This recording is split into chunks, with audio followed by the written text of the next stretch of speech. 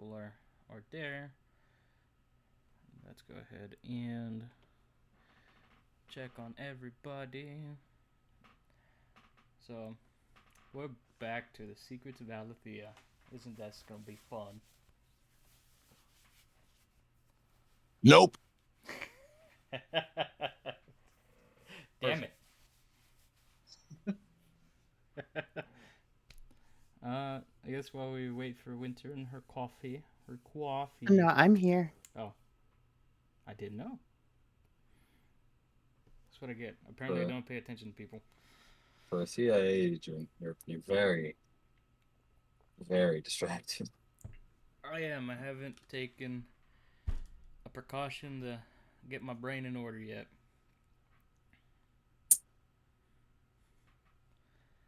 So don't judge me. Simple fix. Coffee. Coffee fixes everything. All the judgment. Oh, damn it. People are judging me. No!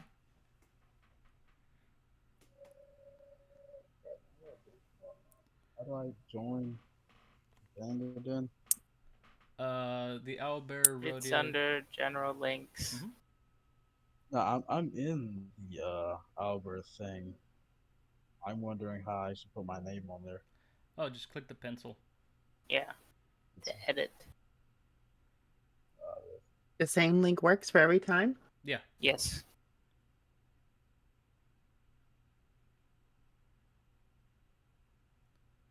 Yep. That way you don't have to constantly have to remake the link. Mm-hmm. Remake the link. Yeah, remake the link. Dun, dun. I guess let's import a map for right now. While we wait a few seconds here. Nope.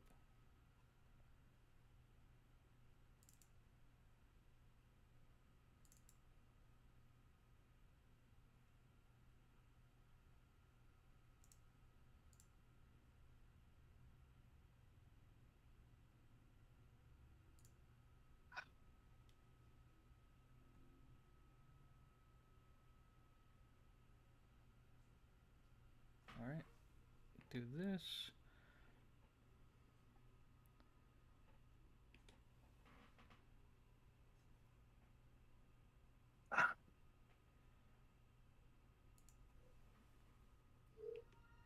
Oh, come to... No, come on. Oh, there you go.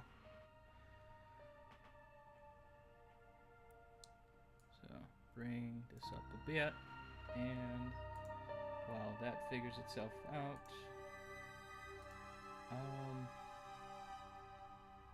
well, as I said before, welcome back. We're back to the Secrets of Alatheia. It's our second episode. Yay! We're gonna be doing some interesting things. Hopefully, not blow up something. More down. Look, this isn't the D&D session where things might go completely sideways. Okay, this is much worse. This is a Cortex where things might go sideways. Exactly. Things might go completely sideways. Anywho, so doing the recap from the last session. Give me a second here, because I need to move some things around to make sure that things look okay. Do apologize. So, in our first ever session, what we went ahead and did is we introduced our players, Finn, Hope, Echo, and Eric, as each member approached the... we first began our tale with Echo as he approached Alatheia in the Queen's Revenge, as the group was bound together, brought in to go ahead and start investigating the general census of the geothermal plant's being attacked by these folks known as the Sons of Marius, and so on and so forth. And they're being paid a hefty sum. So within said moment, Fen was kind of elected as a pseudo leader of the group due to his own affiliations with the Order of Zanlen and their ever so trustworthy hunters of the city. And as some time goes along, they do meet with the Circus Guild, and from there they meet Gray, to which they meet a strange synthetic by the name of Hope. Within the once meeting Hope, they were tasked as a side trip to head out to. Oh shoot! I forgot the name of the city. I'm sorry. But they were supposed to head into the Razor Fen in order to go ahead and meet with the quote-unquote handler of Hope. There they were met with a horrible beast, an ice raza, one of the terrible beasties that hide out in said distance. And in doing so, they were able to work together, and for some strange reason, Hope was able to have some expert programming kind of reappear that saved her from that allowed her to assist in combat, and then just returning to her bubbly, happy self right afterwards. In doing so, we'll go ahead and pick off the scene where, as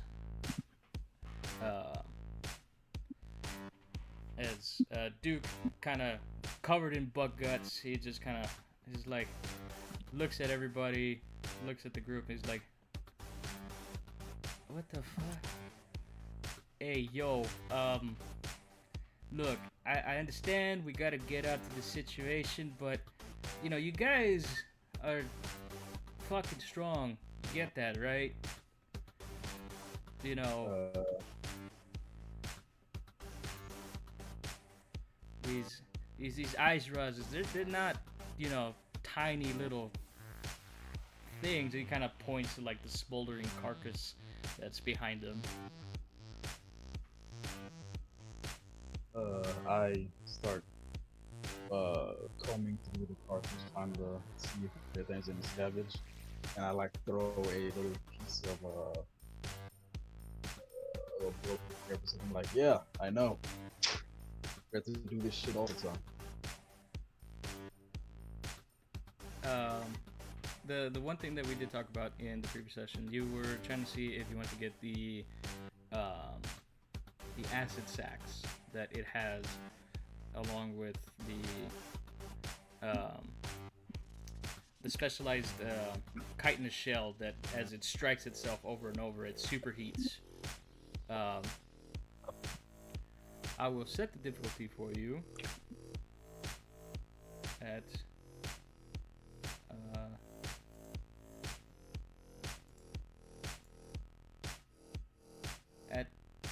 a solid 11. Solid 11. Yep. Alright. First roll of the night. You can do this. You feel great.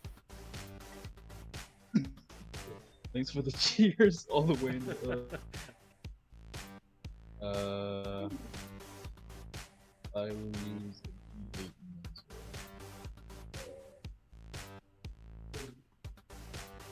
8 mental. 12 survival. Does survival work here? I believe so, yes. Okay.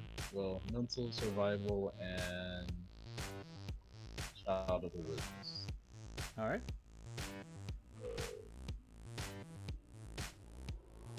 So, and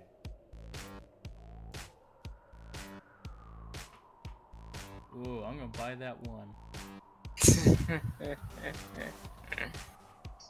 Add already. Oh boy. Add that to the crisis pool. At least it's the DA, not the D12. Hey, a 1 is a 1. 15 in total.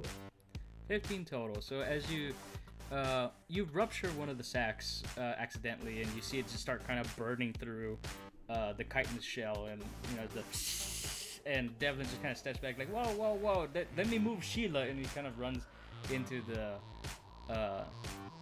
giant transport, like pulls it forward a bit, and he can't the music is blaring from the inside as you kind of look at it.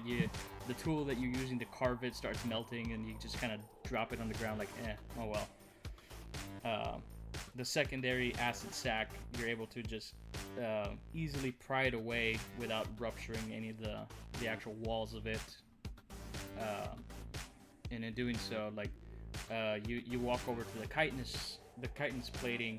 A lot of it's already very chipped and damaged, but you do find some good solid pieces that you're able to walk away with.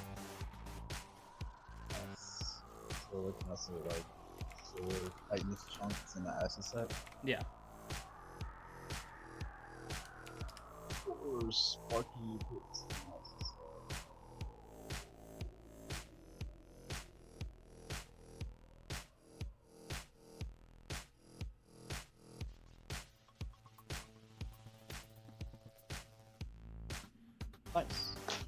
All right.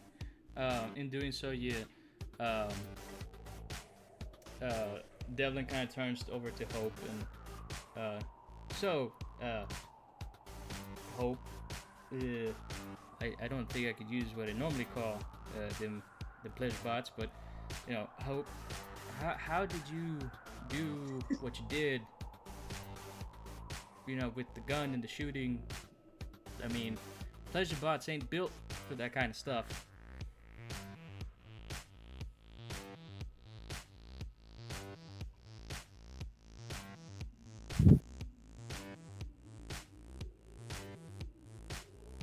Let's try that again with our microphone unmuted.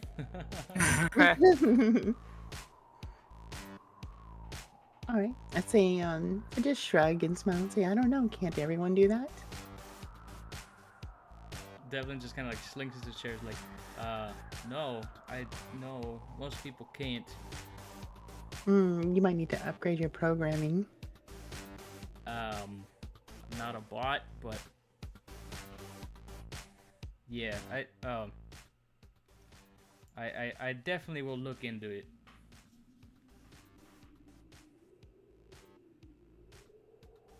As he just kind of slinks into a chair, and he turns around and is like, everybody on board? Should we get going?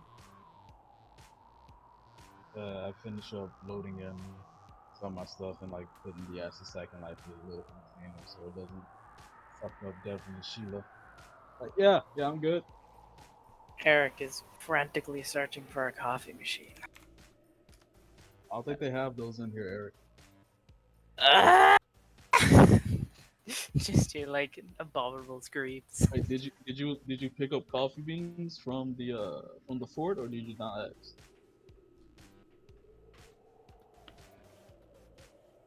Hey. I think your silence as you didn't. Devlin kind of turns and looks at Eric. If you want some coffee, there's the Instapacks under your seats. Look in the ice chests. You hear stuff being thrown around and moved, and then aha! It's your typical cheap Insta coffee shit. It's not great, but it gets the job done. But if you mix it with at least 2 or 3 bags, it's a strong mix. Not the greatest tasting thing in the world, but gets the job done.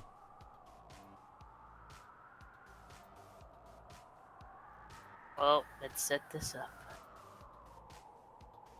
And he'll look over to Echo.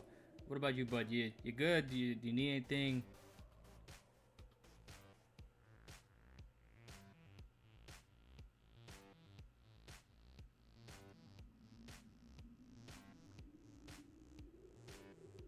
You need it as well? Nope, I'll be fine. He just kind of crosses his arms. Well, okay. I guess it ain't too much for hospitality now. And he just kind of like revs up the engine, and the back gates just as they kind of shut close as he takes old Sheila into a full sprint into the snowstorm, in this whiteout. In doing so, he's just kind of babbling about like, oh yeah, these whiteouts are terrible things, but you can drive right through them, especially old Sheila here, and he just kind of like hits one of the console pieces, and like a chunk falls off of it. He's like, oh, don't worry about that. And he just kind of like slaps it back up. Yep. Oh, don't worry about that one. Oh yeah, no, that's just it's the coolant system. As long as it isn't spraying or hissing, you're fine. Your faint hits in the distance. Yeah, and he kind of like he stands up and grabs like a kind of like a baton. He puts it through the steering wheel and like just anchors it to one end. Yeah, we're driving straight for a bit. He just kind of gets up, stretches a bit, and walks towards the back and looks at all the stuff that's been thrown around. He just kind of like he just starts picking things up and putting them back in the ice chests. He just left it on cruise control and walked away. Yeah. Nice.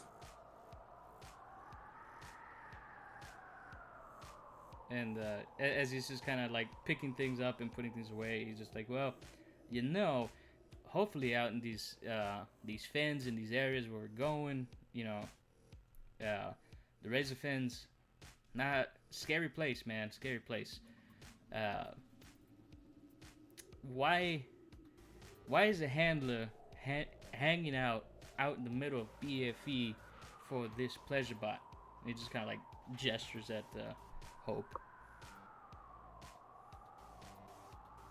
And just look around and smile and wave.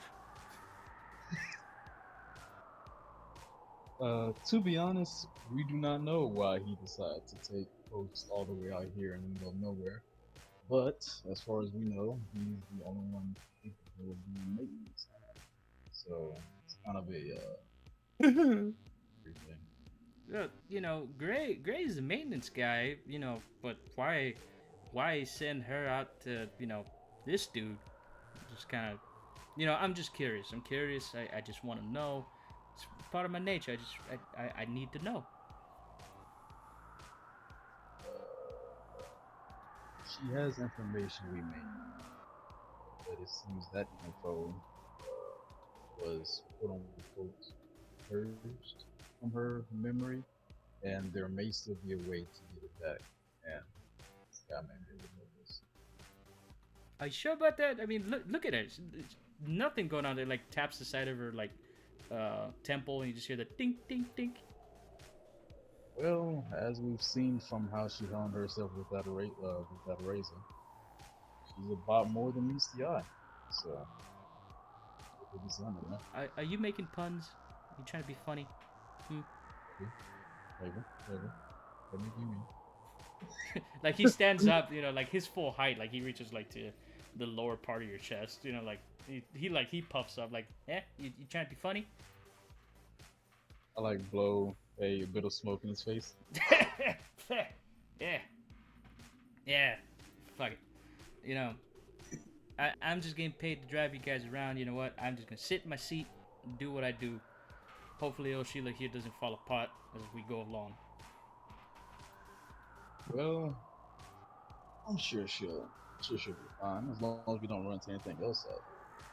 Hopefully not, but it is the razor fens. The razor fens out here, this is terrible. I mean, horrible things. I mean, why are we going to the dark and scary places? I don't like it. He just kind of like sighs as he slides himself back into his seat and like removes the baton and grabs the wheel. Like you feel the whole vehicle shift as it kind of starts to like drift as he like grabs the wheel and it straightens itself out. Little out of character question. I've been to Thunderridge before, right? You have been out to Thunderridge a long time ago. Yeah, when you went to Thunderridge was originally like one of the third wave generation colonies that were brought onto Alatheia. So you remember it when it was just like kind of a hustle and bustle kind of city. There was a massive geothermal plant, but over the years, that geothermal plant has kind of been waned in use. It's gotten rusty. Folks don't really take care of it anymore because there's nobody out there. I mean, as far as you know, Thunderridge itself is practically abandoned, except for like a handful of people.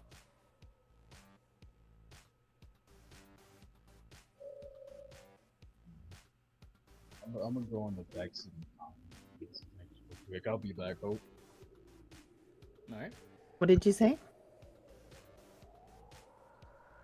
I need to go on the back and think about our current trek and see if hopefully we didn't run into a death trap. I'll be back. All right. In doing so, you sit in the back. Eric, you do get a message from Gray. It pops up, that he did find the voice modulator that you're looking for, but he's gonna trade for it, so he's gonna go ahead and try and work on that as form of payment for you.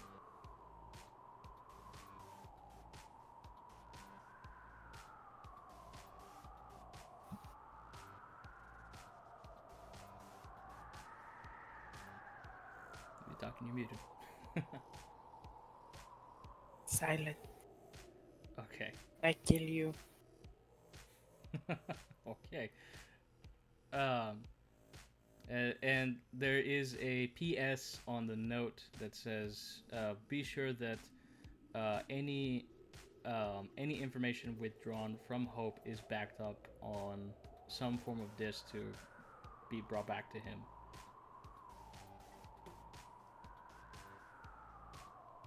You'll get an added bonus.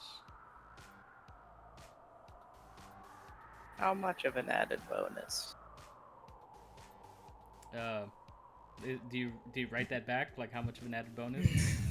No, I'm just wondering if that's included. Oh no, he just put like as an added bonus. You'll get an added bonus. Okay. So it's up to you want to reply or not, or just kind of let it happen. Thumbs up, winky face, sticking out tongue.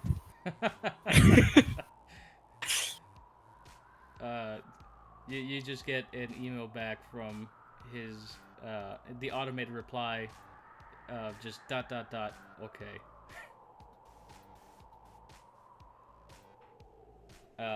All right. So if Hope, do me a favor, roll me just for fun, roll me a d4. Mm.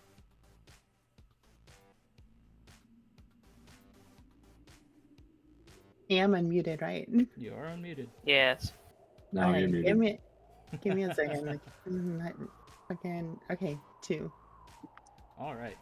So at a 2, the roads, the path to Thunderridge it's a little bumpy. It puts you back about an hour because the whiteout itself becomes a little too intense. So Devlin pulls over for a bit, parks Sheila, and as the storm is raging, he just kind of puts his feet up. He's like, "Yep, this storm's getting pretty bad. Gotta let it pass a bit. We can't see anything, and last thing we need is fight some more beasties."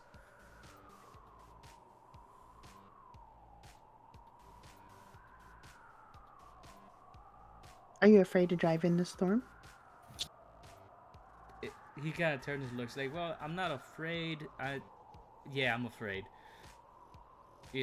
After our last encounter with the giant bug, kind of scared me a bit.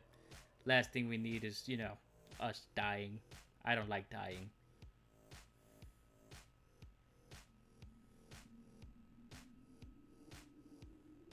One second. I don't know where I put my character sheet. I'm trying to find it. Okay.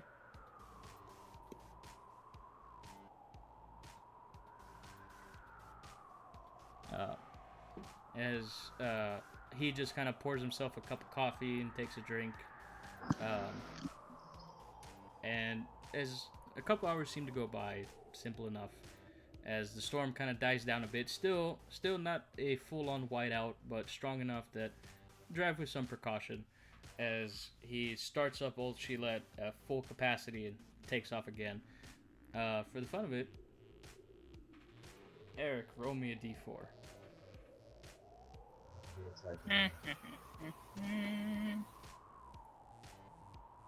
Is this good? Sure. Oh no, we're all gonna die. Yes, you're going to die. No, I'm kidding. With the 3, the the the whiteout just kind of becomes a low wind blizzard, um, and you can see in the distance. You can now see the outlines of the fragmented buildings of what was left of Thunderridge. You do see one smokestack just throwing off billowing smoke. You're not sure if that's a geothermal plant or somebody who's taken camp for the the early evening out in um, out in Thunder Ridge. Again, because very few people live out there. It's very rare that you see runners go out in that direction. But the runners that do go out there, they make some money. Uh, as the cities come into view, the Devlin starts slowing down Sheila as it's start coming down to a slow grinding halt. You see the dilapidated buildings of infrastructure and steel. That you can hear the groaning of metal, of as the wind kind of just blows through the empty buildings, the whistlings of the wind. As he kind of opens up the back gate, he's like, "All right, you guys go do what you gotta do. I'll wait for you right here." He just kind of like parks it. I get up on the back of Sheila, and as I get out the door, like, alright, Devin, don't die now. And if you get attacked by a bug, remember, they're more scared of you than you are of them. If a bug shows up to Sheila, Sheila and I will be gone. We'll be back for you in the morning. All right? That's wonderful. I hope they have a hotel around here then. Well, it. Good luck, Godspeed. You know, whatever you pray to the seer, whomever. Good luck to you. Hey, Hope, do you by chance know where this guy may be?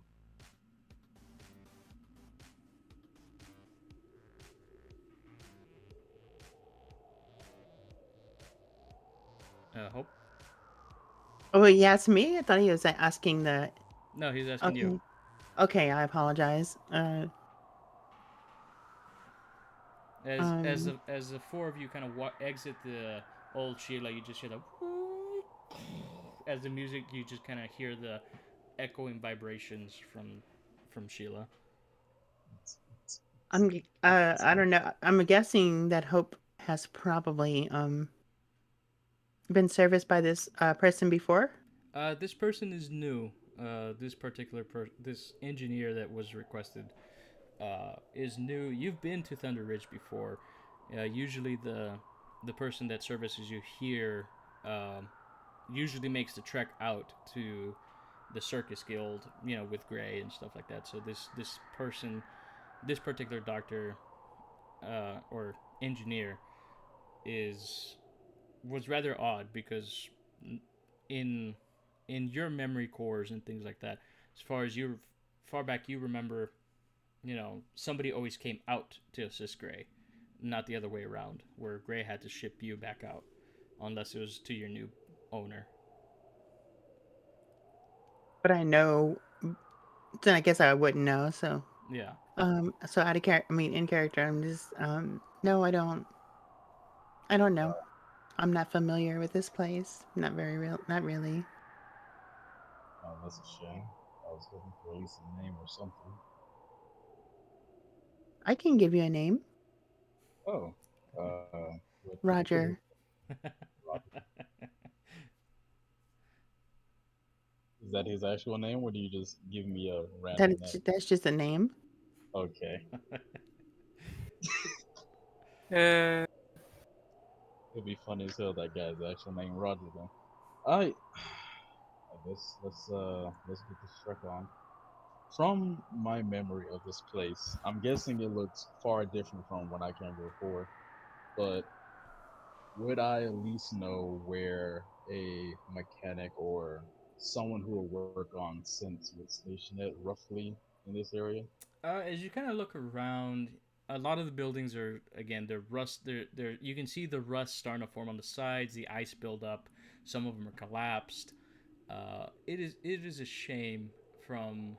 It is a far cry ghost of the city that it used to be. Um, your best indication is the smokestack in the distance that is spewing black smoke. Usually that means somebody's out there. But as far as an engineer or service person, usually they be located in the science quarters or in the underground near the geothermal plant. Alright, I guess let's start the smokestack first then. Okay, as the four of you trek through the space, again, the city itself, dilapidated and broken.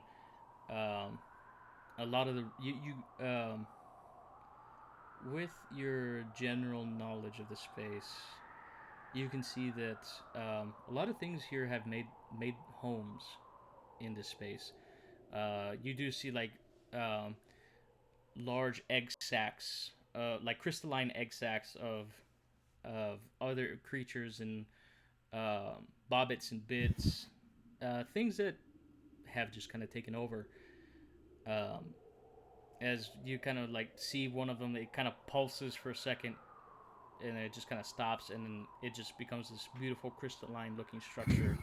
uh, as it kind of breathes, then you notice that it is alive, but when it's ever so still, it just looks like a chunk of ice.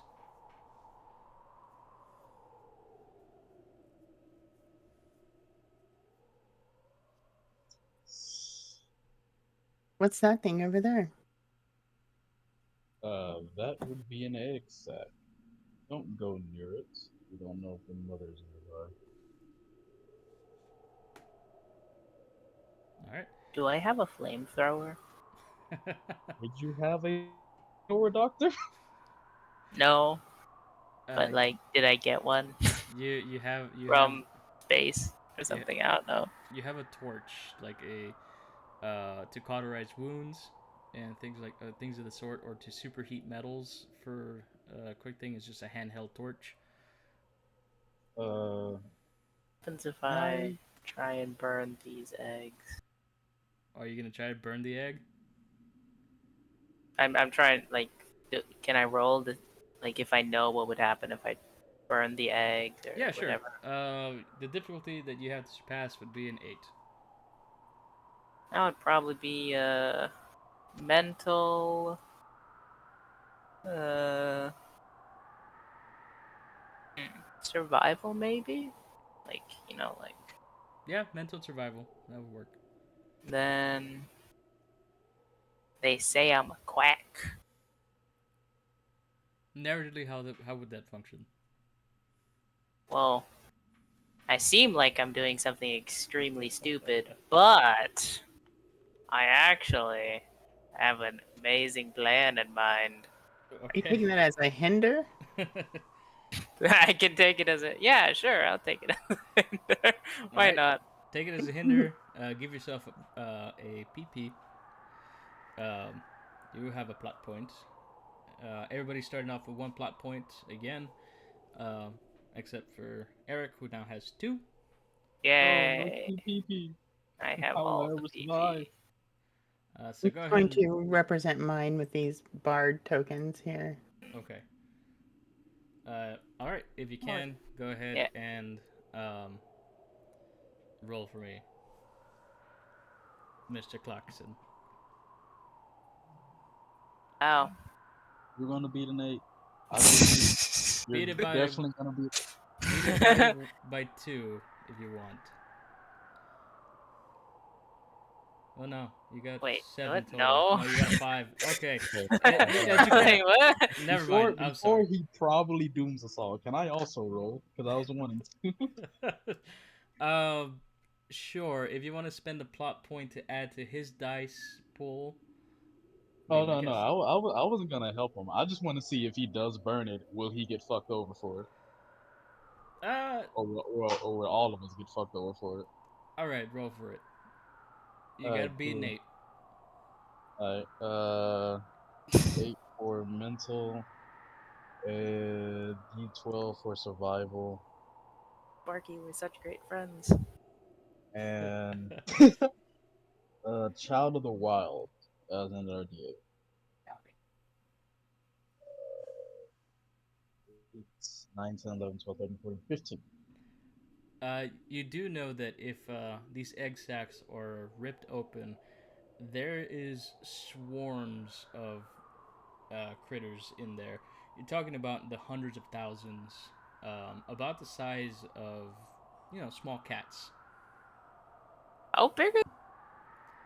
These egg sacs are about roughly 8 feet in diameter. Ah, Full of cat spiders. Got you. Um, as I see our loving medic about to possibly doom us all, he's not actually I about. He's thinking about thinking very hard. The smoke's coming out of his head. well, in that case, thank God. I just go over to him and be like, don't worry about the egg. Keep going. We don't want to die today. As Aw. you approach the egg sac, you do see it just kind of pulsate a little bit, and you do see a couple things kind of skitter in it, and then as it just kind of resets itself, it becomes crystalline looking again.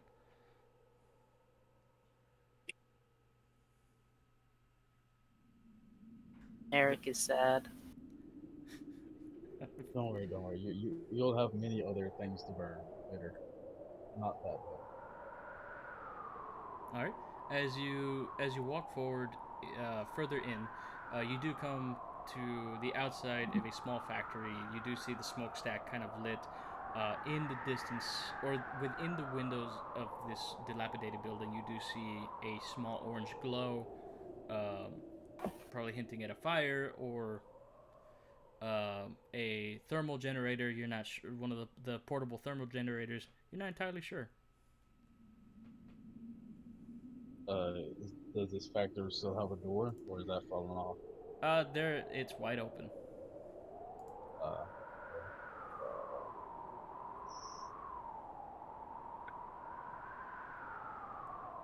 5, 4, 3. All right.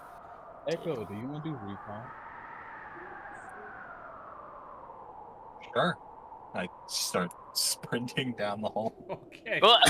As you sprint down the hall, it's just a Naruto running. totally. Not my first idea of recon, but hey, if it works. As What is stealth? right? What is stealth? I don't know what is stealth. Who knows? We'll never know. As you're bolting through this space, you're coming. You can feel you kind of pass the layers of the cold, and as you're passing the layers, it's progressively getting warmer. Eventually, you come across a small, tattered-looking tent, a lantern, one of the portable geothermal stations that you've seen before, and a fire in one of the alcoves, just kind of a whole bunch of material just being tossed in there, ignited. From what you can tell, it's mechanical, with some synthetic skins. You do see some insect parts um, floating in there, and with how observant you really are, it hasn't. This particular space hasn't been left alone for about 20 minutes at best. I hear anyone or anything? Uh, as you kind of perk your ears up, no, you just hear the crackling of the flames, the geothermal, the hum of the geothermal lantern just as it just kind of um, and the outside howling winds. Okay, I run back. All right. Jesus Christ. As you bolt backwards back to the group, you know, you take a look over your shoulder once, twice. There's nothing out there. At least at this moment. This where he comically slips on a banana peel? Totally.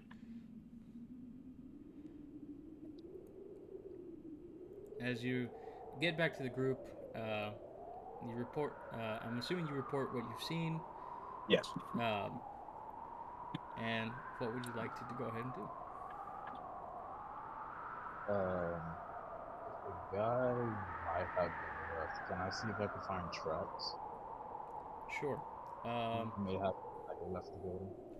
I will ramp up the difficulty for this one because it is warm, so like a lot of the ice and there are lots of tracks in the space. So, well, you gotta beat a 4. If you can't beat a 4, I should not call myself a hunter if I cannot be a fool. D8 mental, a D12. You literally just need to roll 2 or higher. A 1 or higher. Oh no, a 2 or higher. roll 2 ones, and I'll buy Yeah. them. I guess dealer's choice. Was it survival or no? Be better here. In this case, would be survival because you're trying to look for tracks. You're trying to differentiate the different footprints. Which ones are fresh? Which ones are old? And I guess D8 beast of the hunt. That's a 1. Have another die, I guess. Thank you. Why, I got us all killed! we'll add that to the crisis pool. 15.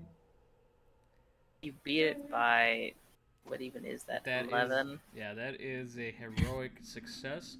So with a heroic success, you can tell that a lot of these old prints of the space are from critters and creatures that have just kind of walked through the space. You do see the fresh prints of Echo from where he ran. You can tell from the depth of where his foot stomped. But you do see another set of prints of a smaller sized, about medium build person who's kind of just shuffling around. They're not really picking up their feet. Instead, they're kind of scooting about, and in doing so, they're making long track marks to follow in the insect tracks or other creature tracks. And these ones are deliberate.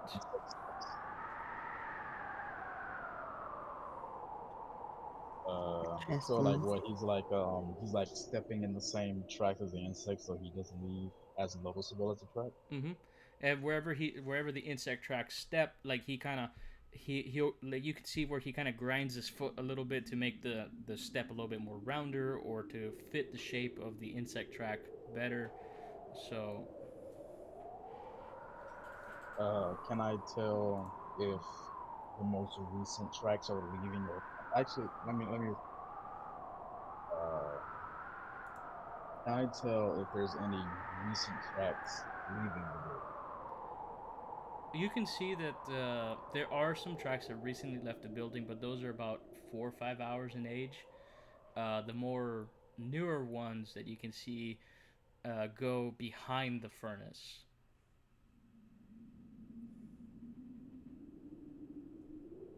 Okay.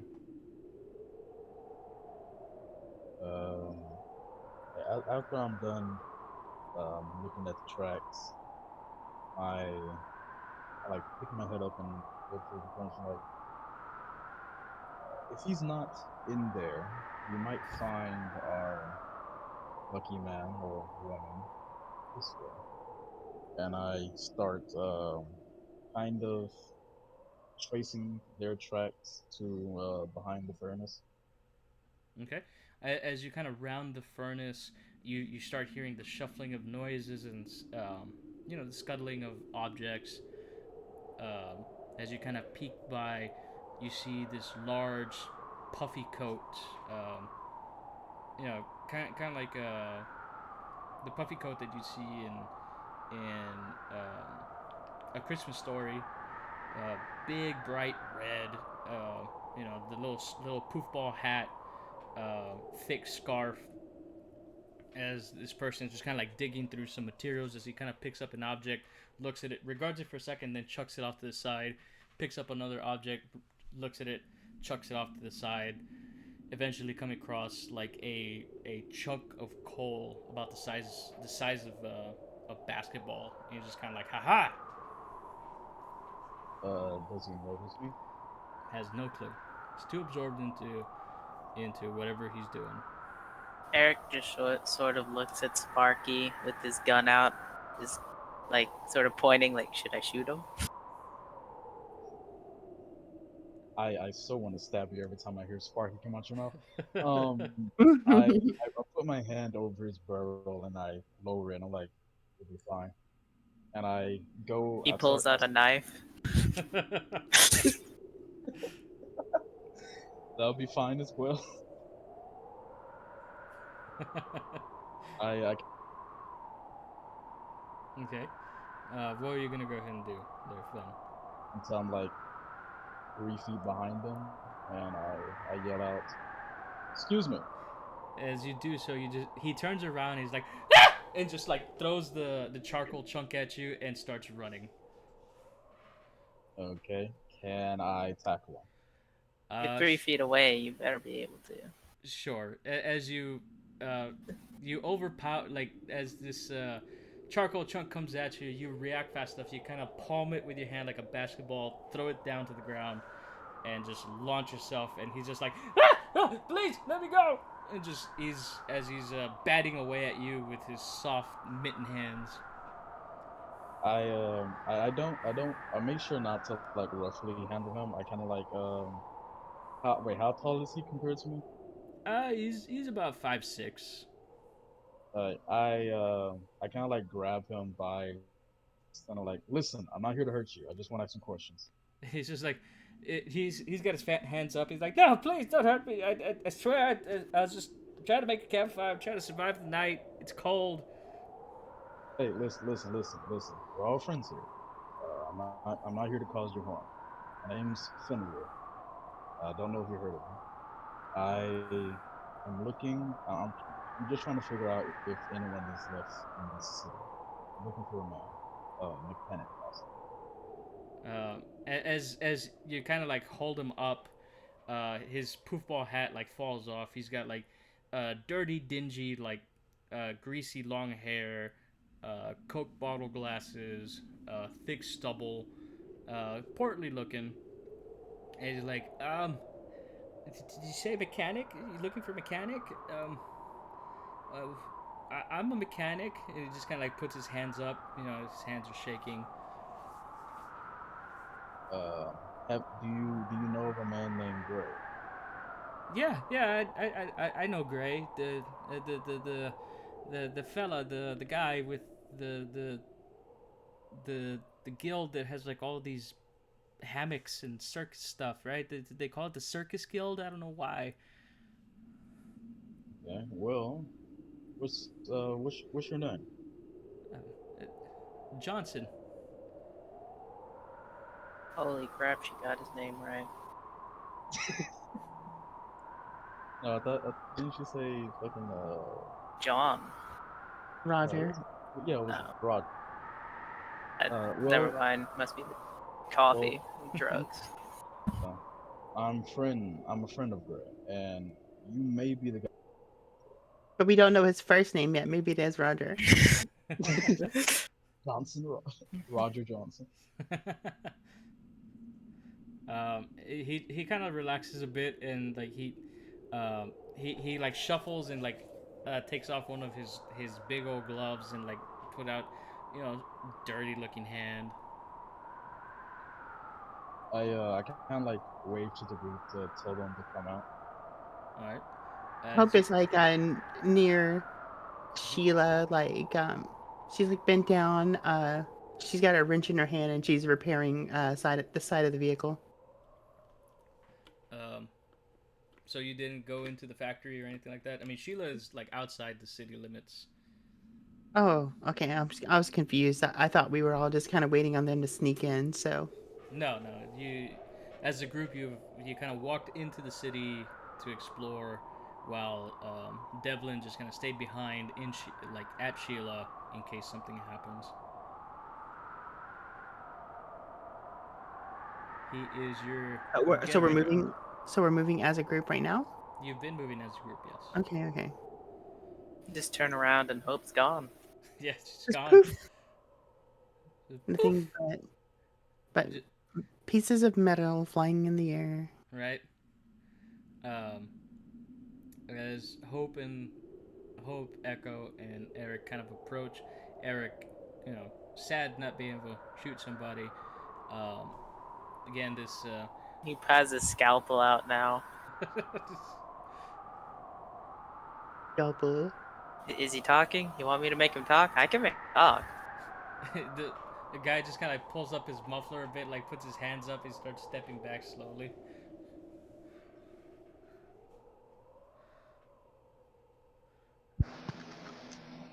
Well, Johnson, I have a friend here, Hope, and I was hoping if you could help us extract some memories from her that may have been deleted or tried to be deleted. I was Oh. hoping you could help Hope find some hope. I was hoping you could help Hope give us hope. Terrible, terrible puns. He just kind of looks at the Hope and he kind of adjusts his glasses. He's like, oh, you're the thing that I'm supposed to work on. Um, yes. And then he just kind of like scuttles past the group back to his camp. He's like, come with me, and he back at his little meager looking camp. He like dives into his tent and starts pulling out like a makeshift breakdown table and starts setting it up. And I'm used to this. I'm used to this environment, so I just have a seat on the assembly table. all right, as you sit on the assembly table, he kind of grabs the the the the collapsible picnic table and like pulls it over to you, and grabs a little thermal generator and puts it on the table, and he as he does so, he turns the lever on it. It goes from like a warmth to like like a warm orange glow to like a blue glow, and the space gets cooler immediately. Aside from the heat radiating from the furnace, and he plugs in a computer. As he kind of cracks it open, the screen's cracked, and as he's just kind of typing away, you can see all of this huge amounts of code just kind of running through it.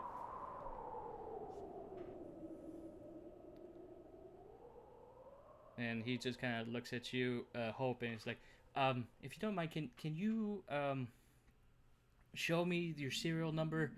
If you're the right one, I need to double check. He points to his computer.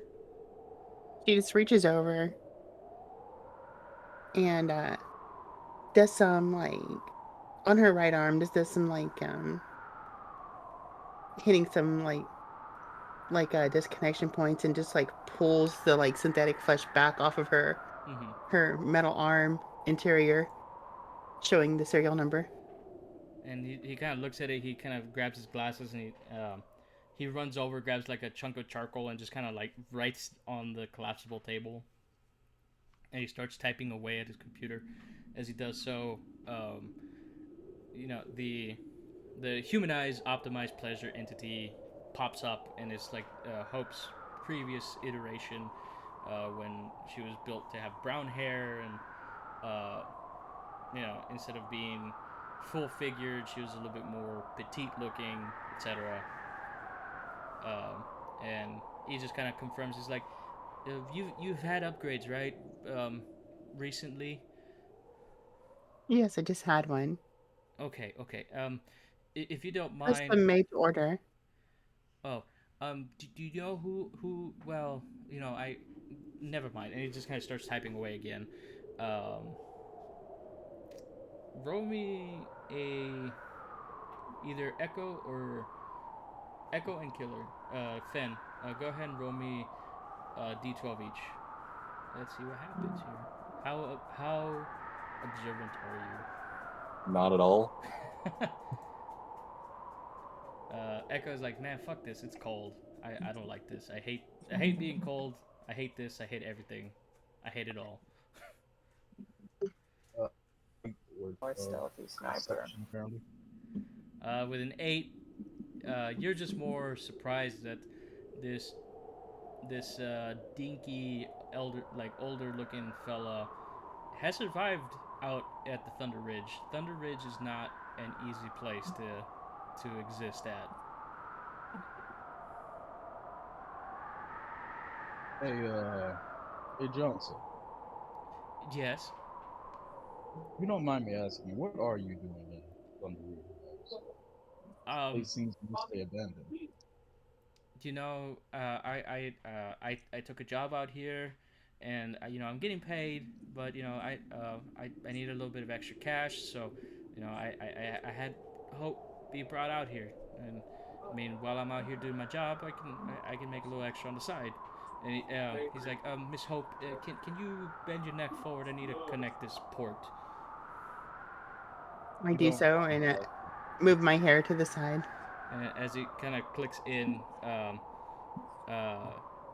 you kind of do like you go into like a standby mode as your arms and upper body just kind of go limp.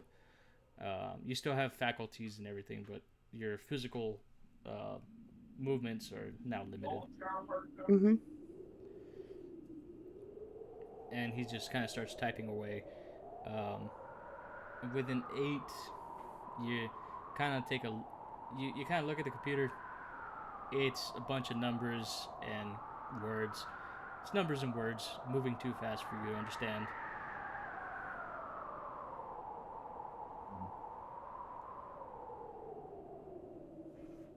You don't have anybody out here stationed with you? No. No. I got work from the Order of Ilia. Yeah. He pulls out like the little badge of the Order of Ilia. That it's Baron Arcady. If you don't mind me asking, what work did he hire you for? I can't talk about that. Yeah, no, sorry. And he just starts like he kind of like looks down at the computer and he's like, there seems to be some safety parameters put into her. Are we? Am I supposed to take those off for this this particular job?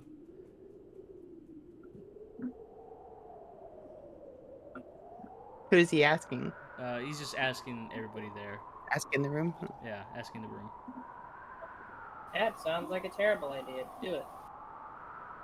I'm for this. Eric has his gun trained on the robot lady. I would just like to say that I disagree. If y'all two niggas get shot, don't ask me. He kind of like turns to Hope. Is the person who's buying you like into the quinky stuff? It looks like you have some parameters in here that won't let you hurt people. Oh, yeah. I'm programmed to perform any kink that an owner could ever desire. Okay, then I'll go ahead and remove that. Yeah, and he just starts typing. In doing so, like a warning sign starts just like barreling through the code, and he just kind of steps back. He's like, I don't know what I did, and Hope's eyes start glowing red. Yeah. Well, I don't know what you did, but you better start fixing it. It just starts typing even faster. Oh yeah, here we go. As he's typing fast, Hope, I want you to set the difficulty on this. All right. let's see. I keep forgetting how to use this freaking program. Sorry. Okay, so We're I all got gonna it now. die. It's been too long, guys. How I long don't has even it remember been? who you people are. It's been 2 weeks. Okay. Yeah. About a fortnight. You're Hey, fired. we're definitely doing one for, I'm guessing mental. Mm-hmm.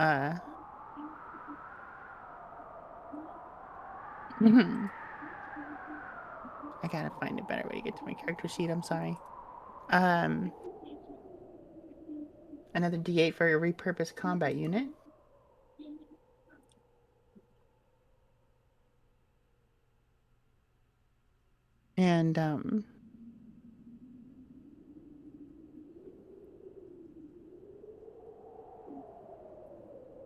And we're gonna do a D8 fight because this guy's about to get fucked up. Yeah. And Gotta beat a 14. yeah. So 14 is the difficulty. Um, the the gentleman's gonna go ahead and try and reprogram back in the safeties. As he's typing frantically, my body does regain physical control, and I start reaching for the jack on the back of my head. Uh-oh. So let's go ahead and clear that out, and we'll do a D12 for mental. Then he's gonna have scientific mind at a D8, and finally engineer at a D8. Oh, 14. Gotta beat it to eat it. All Hey, right. Sparky. He's going to take oh yeah, he's gonna get taken out unless you spend one of your what did you start your doom pool at? The Doom pool is sitting at 3 6s. So Yeah. so he's typing frantically and it's just not good enough. It's almost good enough. Like he can see a break in the code as I pull the freaking thing out the back of my head and throw it across the room.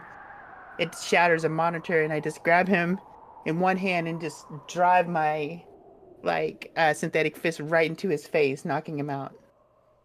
Easy enough. As he's on the floor unconscious. As a group, what are you going to do? While this was all happening, Eric was getting himself some cover, putting some pillows down for his knees so that he could kneel down behind this cover. Now he has his rifle out, and looking at the current situation, he's like, "Oh, we got a shooter." All right. Oh, we should take out the safe protocols. Don't listen to self-defenders. He literally said it was a terrible idea. Let's do it. I don't know why you listen. I didn't. I don't know why you let him listen. I thought you were in charge. Who said that? You. All right. Lies. Hope you get to decide who goes first. Let's go with Lucas. Okay. Or no, I don't know what's Who's your character that? name again? Echo. My first name? Well, Echo, yeah.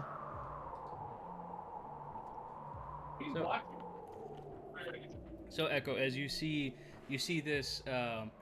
Hope's eyes have gone red. She's kind of reared back and knocked out this the scientist person as teeth kind of fall on the icy floor as he's unconscious. The computer is damaged. The monitor is still functional, but the giant cracks on the screens are even worse. But you do see code and warning signs just barreling through. What would you like to go ahead and do? As she turns and sets her gaze upon the rest of you.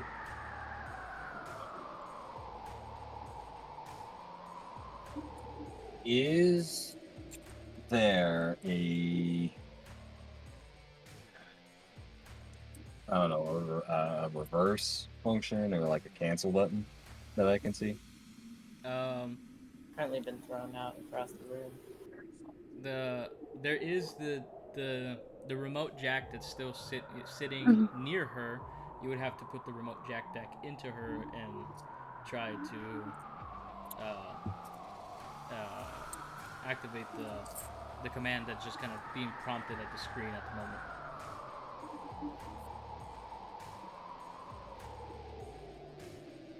Okay.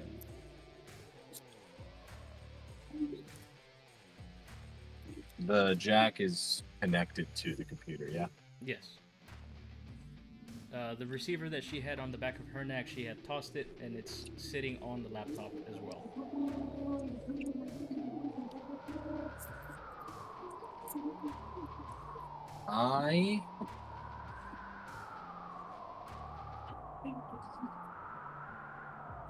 Let me get my...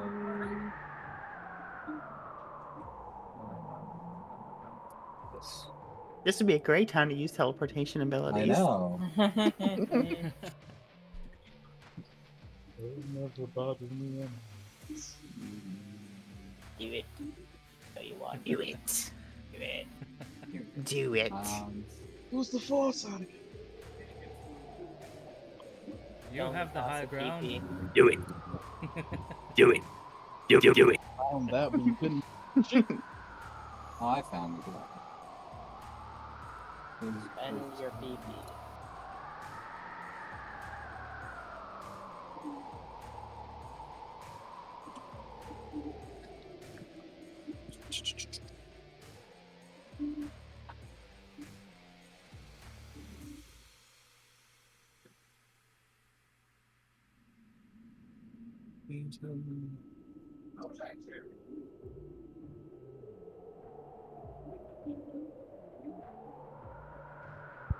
So 6 for 10 for physical trick Okay. and So I'm assuming this is not a high stakes roll, correct? It will be a high stakes roll. It will be? So, Hope, you set the difficulty. As Well, I the- think he does because he's the one Yeah. setting the stakes, right? Yeah, he'll set the stakes, and then you have to beat it, and if you beat it, He gets an elbow in the face. pretty much. I'm going to use Phantom to create my double. Okay. So I believe it 6. gives you a D8 asset, right? Yeah. Do you have to spend a plot point for it or no? Yes. So, as 6 and 10. you see Echo like as he's grabbing his rifle and setting it up, his shadow just kind of splits from his feet, and a secondary Echo just kind of appears, also mimicking the movements. That's pretty awesome. I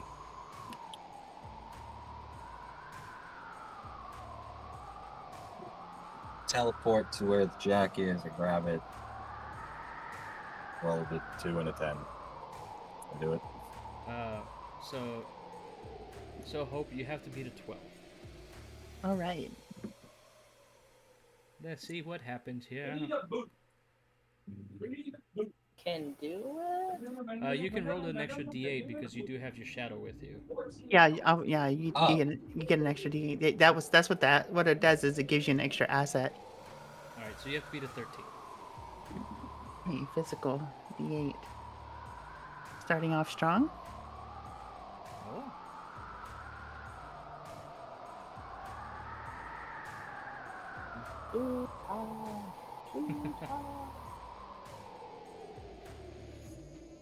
Okay, fight D8. Oh, 9. Okay. I gotta open this up and make it a little bit more easy to see. Let's see.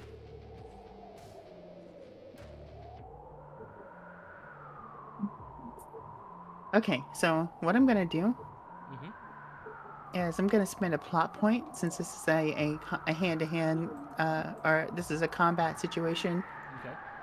and basically she's analyzing his movements in her combat programming. For combat programming. There we go. Thank you. Has kind of analyzed his movements and trying to track which one is the real him and like what he might do next. Yeah. You kind of see Hope's red eyes just kind of do the chameleon thing as both separate and start watching each echo, and just taking in the information as one teleports and the other one is holding the distraction. And I think the last thing I need to do is my distinction, repurpose combat unit.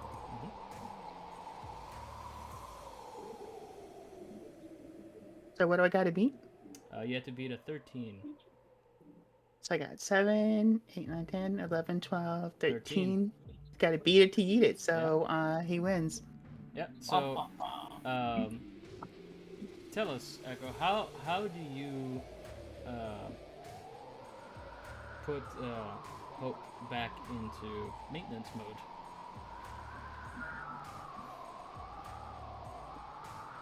I'd imagine I teleport, grab the jack, teleport again and just teleport again right on top of her and just jam it in her. All right.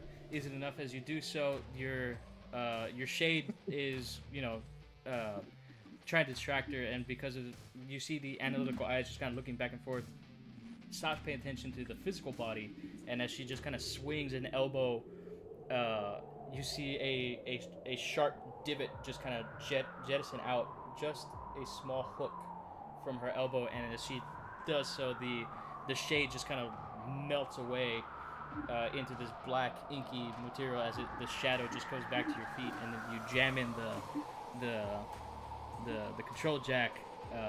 Your shade just its hand just kind of pops up and just slams its hand on the keyboard and resets Hope back into maintenance mode. And she just kind of collapses on the ground. See, it's fine. Everything's fine. In doing so, once again disappointed that we didn't get to do any shooting. in doing so, Hope is on the ground. The red eyes just kind of veer back into the icy blues that they usually are, and she just kind of smiles happily. She doesn't have the physical function anymore, just facial functions and cognitive. I can do facial function. Can I speak? Yeah. Yeah, okay. And it's like, that was fun, but I'm on the ground now. I say, just kind of smiling as I have a tooth embedded in my the synthetic skin on my right hand and blood dripping off of it. Yep. The guy on the ground is just out for the count. Note to self: not ready for safety modes. Shit. Oh, that was not good. Now we have to wait till this guy wakes up again. Well, we do have a medic. Hey, Quack. You know what's up over here? Fine. Are you sure I still can't shoot her though? Yes, do not shoot her. Fine. Shoot the shade. Crack. You want to shoot my shade? Won't be the same. The Echo Shade just kind of appears and starts doing the middle fingers blasts. Alright, now I need to go fix up this nerd. Nerd. As you trudge up to him, Dead. you know there's a little bit of blood pooling near his face. As you kind of upon closer inspection, it's a fractured jaw, just caved in. He was hit with a lot of force. Like it was punched by a combat android or something. I pity her class.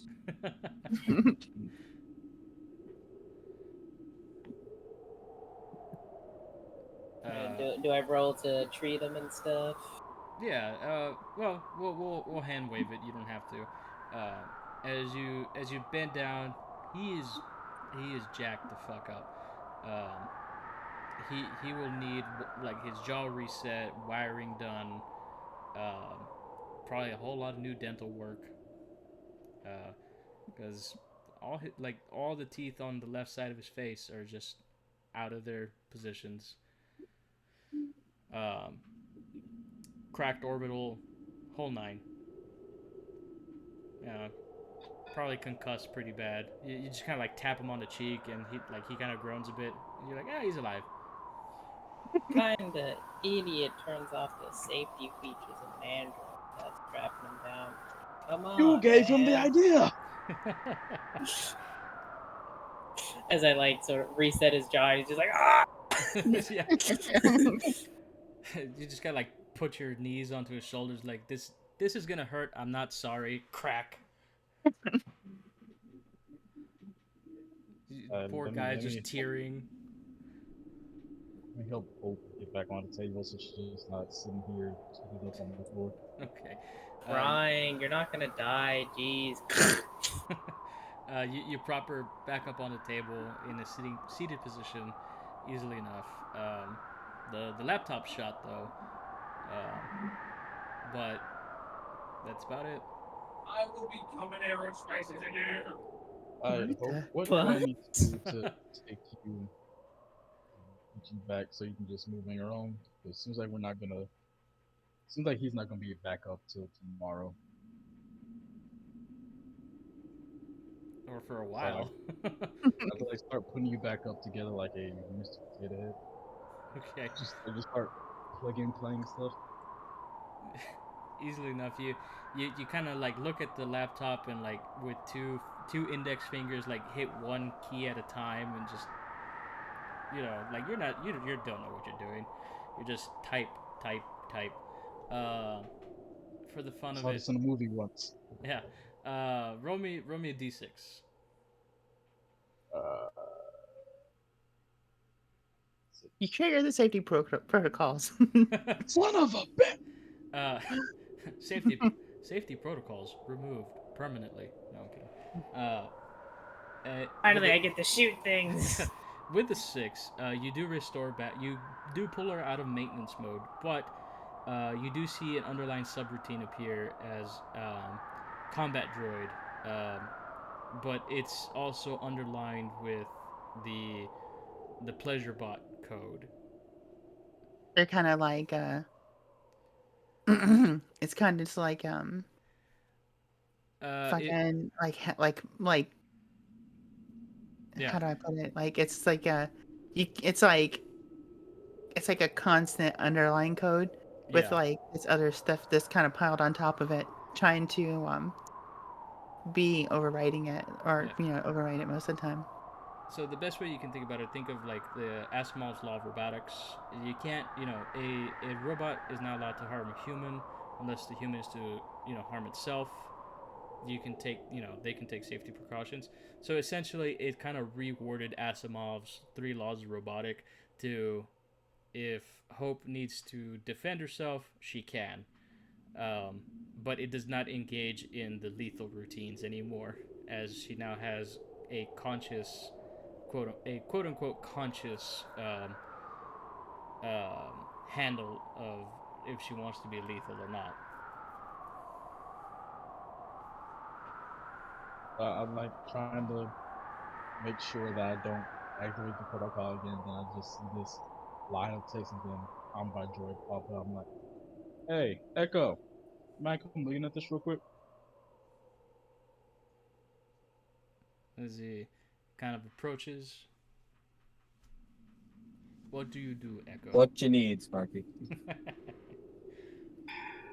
You're lucky this gun is rusted. Fucking lucky. I'll give you another punch. Have you seen anything like this before?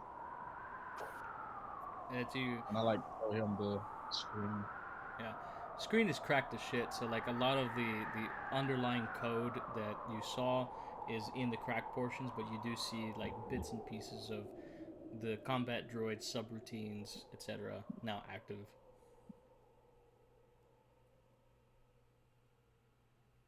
What are you asking here?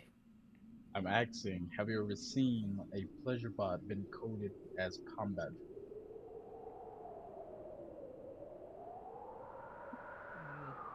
Can't say I have. With your general knowledge, synthetics outside of Alatheia are mostly they're independent beings, so they don't have subroutines, they don't have codes. They're not reprogrammable. They're their own fully functioning AIs.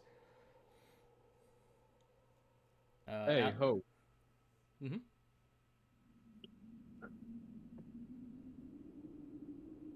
Oh, Yep. Mm-hmm. Whoop. Wait, what? you're not Give me a from second here. Alatheia, are you?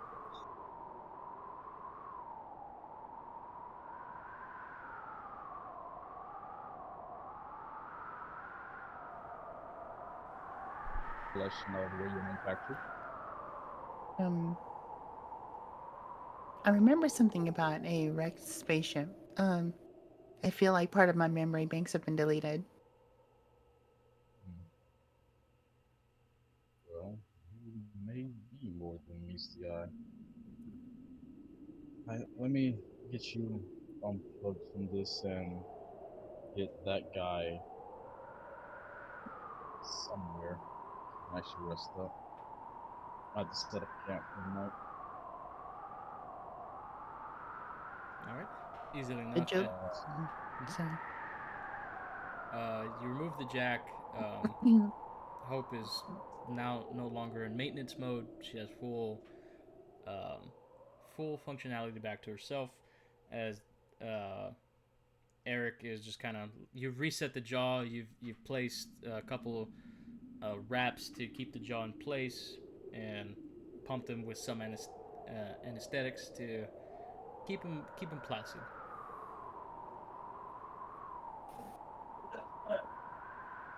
I pull the I like tooth out of how my fist and I just get like the dermal synthetic repair spray and just kind of paint over it to bind the skin back together. Easily enough. Uh, yeah, you pull out the little spray can, just and just the where the tooth had embedded itself. The the gray foam takes on the nice pinkish tone that you have once it sets. I've seen them do this 1,000 times. that's handy. That works for skin too. It does work for skin,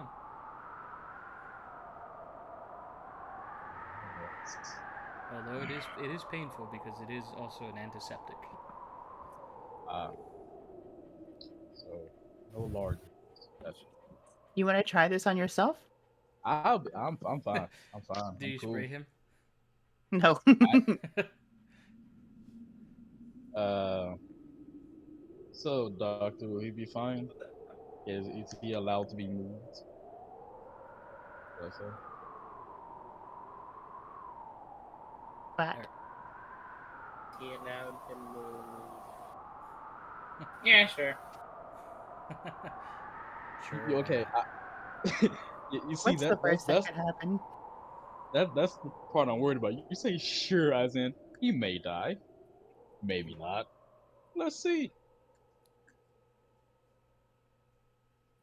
Anyway, do me a favor and radio Devlin and tell him that we'll be setting up camp for the night and probably to try to get close to where we found his camp at. I mean, you're not that far from. You're like not even 20 feet from the Johnson's camp. So No, I'm not saying that we need to be drove there. I'm telling Devlin to come around to there, since we're just oh, gonna be camping there. gotcha. So you want Devlin to get close to y'all? Yes, Gotcha. As you kind of radio outwards, or who's gonna radio out? I was asking Quack. You ask him this as he's like trying to lift up the probably still groaning engineer. He's like, sure, let me just throw a hand out of my ass and answer. I mean, I was gonna pick him up, but if you want to do two things, more power to you. As Eric, you're trying to lift this portly gentleman. He's heavy, you know, dead weight. Dead weight is always fun to move. So you just kind of grab him by the ankles and drag him. Yeah, that totally is not gonna worsen the concussion. Let me get this man before we actually do kill him. Do you princess carry him? No, I palm him.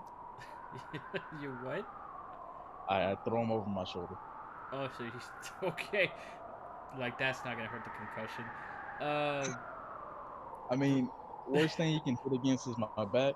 When I'm carrying him, the worst thing he hit against the bug or the rock. I was fine when he did it to me. What's the worst that could happen? Exactly. And I'm look, fine. I just kind of, one eye just kind of goes walleye for a second, then comes back. Greco, he was able to do all his shit, and I did this to him. It's fine. uh, easy enough. You throw him over your shoulder. He just kind of like and just you do feel warmth on your back as he just kind of spittles up like a small child onto your back.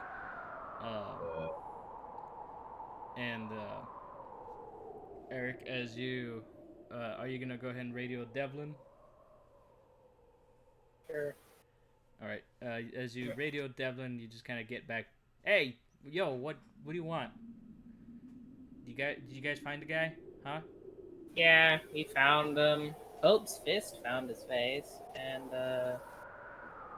now Oh. Sparky wants you to come on by the base. He's Okay. got set up. Excuse me. Did you say that Hope's fist met this guy's face? What? Oh yeah. Hmm. I mean, who removes the safety protocols without strapping down an android? You. You just kind of hear from like you just hear the radio like I, you know, she's still a pleasure bot, right? You know, she's not trying to kill us or something. Yet to be seen, Devlin. Can you make it over here? Sure, I can make it as far as the inner parts of the city. It takes some time to maneuver around the XX. Yeah. Don't burst those. Old Sheila ain't made for turning on dime. She's meant to barrel through things. Is out of character, is Johnson's camp like in the center of the city, or like along the outer edges? It's in the center of the city. Alright, alright, Devin, we'll see you in like 2 hours. Give me like 5. I gotta get around a lot of XX. And things are bad. Bye. Click. You'll be fine. Fine. What even, Devin? Did he hang up? Sheila. No, he just said click. you just hear a muffled voice that's from the distance. God, fuck, damn it! You're going through this damn city. You just hear from the radio. Fuck. How do you? No, that's not how you turn this off. Click. Just let go of the button. Oh, yeah. And then you hear that as it finally goes out. I feel less confident in Devlin's ability.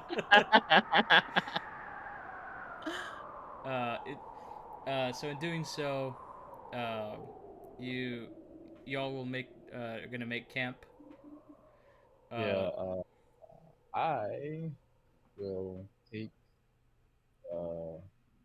Sleepy Johnson, Sleepy Joe, if you will. I will take him back to his camp and just go around the perimeter and make sure we're actually all right. Like Alright. there's no nests nearby that could possibly come and scavenge for food and that. Alright. I make a bed in front of me, like just like sprawled out in front of me, and I just kneel in front of it, and I lift up my hands, and you just hear my my hands like crunching into a fist. You can hear like the gears and servos like moving. I'm like, if anybody needs a massage before going to sleep, just let me know. I'll take. Alright. Hope, roll me a D4. E4. We're gonna have fun with this. Let's see what happens here. 3. At a 3, While I um, lost it. Echo, this Break is is fine. yeah. This is one of the most amazing massages you ever had. Like, you've been to like high end massage parlors. Like this is above that. You're like on a luxury level. It's a little With, intrusive too sometimes. yeah, little intrusive, but it is amazing. Only intrusive if you let it be. She even gives you like the Thai back massage where like she just stands on her tiptoes and like pops every vertebrae. You haven't been this relaxed in years. As you just kind of become a puddle of echo on the floor. And so we'll go ahead and scene shift over to Fen as you are exploring around the facilities. Roll me a d6. Get around, I get around. Where's my mouse? Hey, bro, I should put him on. Where's my mouse?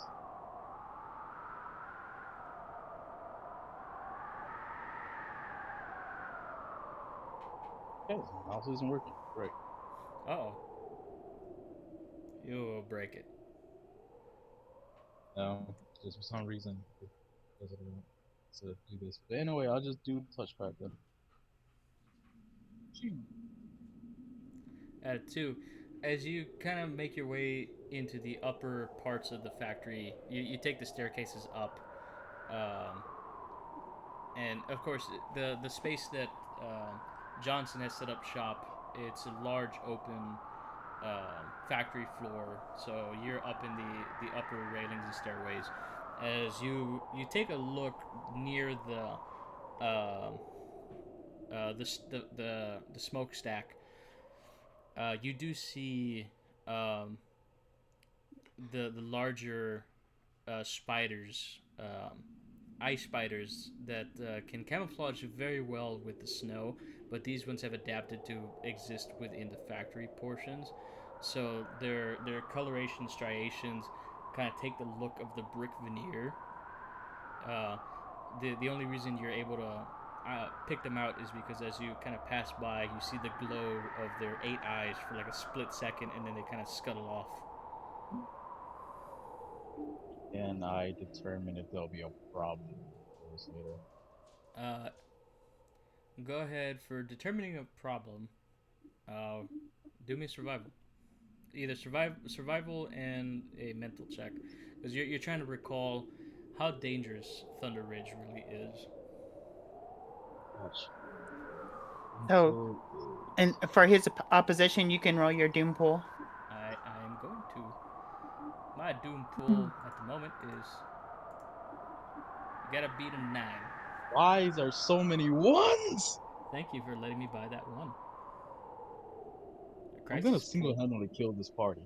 Crisis pool has now increased to 1d6. I swear to God, that was been another fucking one. I would have closed this website.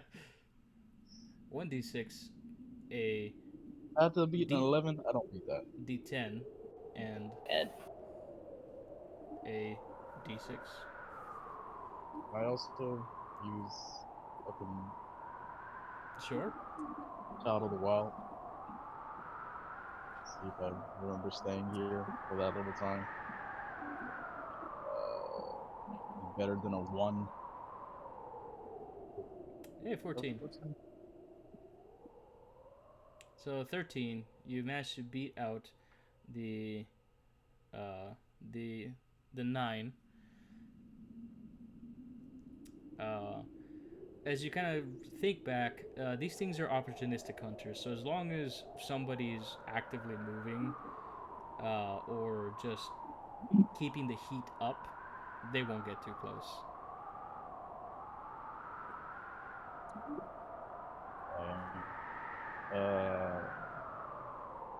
That the only creatures I see near us, or In the factory, yes. All right. I will start heading back to camp. All right. So within the factory, you see some of the smaller ones that are about the size of, house cats. The one that you saw near the smokestack is about the size of Hope. Um, and you do see a couple egg sacs, in the upper rafters and corners.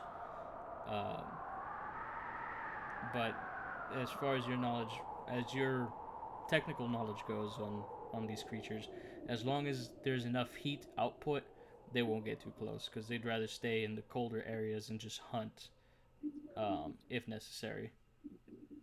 Unless they're starving, they won't. They won't move in.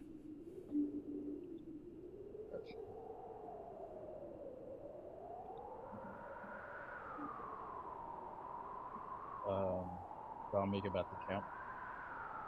Okay. As you make it back to camp, you do see Echo in probably the most relaxed pose you've ever seen him before. He's just kind of hanging on a hammock, Mm. just enjoying life. Oh, glad one of us is relaxing. Alright, we have some little bit of ice spider problem in the facility, but as long as one of us is keeping watch and the fire gunning, we should be fine. I don't need to sleep. I can keep watching. Oh, that's good. We'll take first watch as we wait for the devil. All right. As the night rolls in, the outside winds get stronger. Uh, so we'll go ahead and do first watch with Hope, as she is the first one to stage bout. Hope, how do you spend your first couple hours just kind of looking around? Just being observant, sitting in one spot, not moving or breathing or anything. All right. Not breathing. Well, I'm statue. As you kind of look around, you do see the skittering of these ice spiders.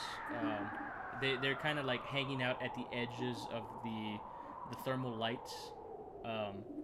You do see the glows of their eyes a couple of seconds. Like one of them, you see like one of their legs kind of tip into the heat and then just kind of retract it, and you hear the skitter of like as they kind of like go up, and you do hear that as they kind of click. Mhm. I just I watch them and make sure that none of them get too close. Yeah, they just kind of they're testing the boundaries of the geothermal heats. I'm assuming occasionally you'll get up and just toss some more things into the fire. Of course, yeah. As you Yeah. do so, like as the heat kind of expands out, you see them kind of step further away, a little bit outside of the ring of light. Um, Pretty uneventful. What did you say again? Sorry. I hear that last part. It's pretty uneventful. Okay. Just the occasional like you'll see like one or two like the younger ones, smaller ones like the ones that's about the size of house cats, kind of bring in one of their legs into the heat and then just kind of withdraw and then just skitter away. They're really trying. They really are. Uh, so next, who do you want? Who are you going to wake for the next watch? Mhm. I wake up Eric. All right, Eric, you're woken by Hope. Oh God, jeez! Why are you so close to me? It's your turn to wake up. All right. Hope, do you go back into like a standby mode for right now, or Yeah. okay? You go But to still watching. I'm not really sleeping. I'm just kind of. yeah. You're just kind of being helpfully observant. Yeah. All right, Eric. How do you spend your couple hours patrolling the space? Rolling is a strong word. I don't know, it's just walking around, checking on the engineer dude every now and then, making sure he hasn't died in his sleep or something. Yeah, you check on him. He's still kind of moaning and groaning. Very very sore, very loopy from the medications. You swap out the IV bags. Uh, Make sure that the antibiotics are setting in well. Um, uh, as you kind of do so, you do see in the tent as you're kind of in there, you know, fixing one of the lines and putting in the next fresh batches of antibiotics. You do see like something push against the material of the tent, but in doing so, like it just kind of rears back and you hear a skitter as it goes away. Ready to punch it. But I love it. Keep on keeping on until it's somebody else's turn. All right. I'm gonna do something for me. No! Oh, well, What happened? guess we lost somebody. That's what he's doing. Right? We totally lost somebody. I don't know. Anyways. Oh, that's weird. Anyways, in doing so, you do see um, one of the larger spiders. This one's about the size of a small snowcat. Um, it's at the periphery uh, of the geothermal light. As you kind of turn it away to walk away, it is about 30 paces behind you. So like every step that you take, it takes a couple, and as it enters the light, its striations and patterns kind of start to match the warm glow around it. Do I notice this? Yeah, you notice this. What are you gonna do? It's how far away from me? About 30 paces. And how far away is the rest of the group? About another 30. Gonna turn around, stare it down with my rifle up. All right. As you do And so, it kind of freezes. slowly, slowly start backing up towards the group. As you do so, it mimics you and starts like stepping back into the shadow. And like you see its mandibles just kind of like flex out as like little fleckles of like liquid just kind of hit the ground and just. That's right, fuck off. And as you do so, like you see the glowing of the eyes just kind of dim out as you make it back towards the group.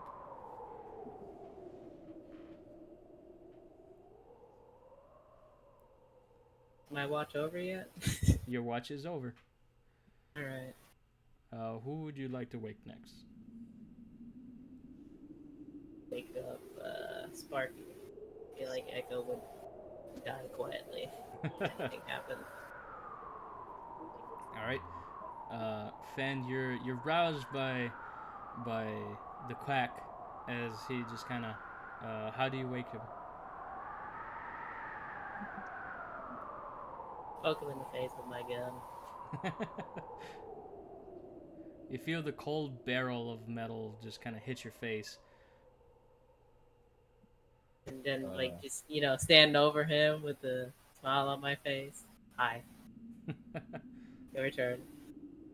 When I do wake up, with the sudden shock of the cold barrel and then the jump scare of his face being in front of me, I kind of go into like a half wolf form and almost slice at him like, oh, it's just you.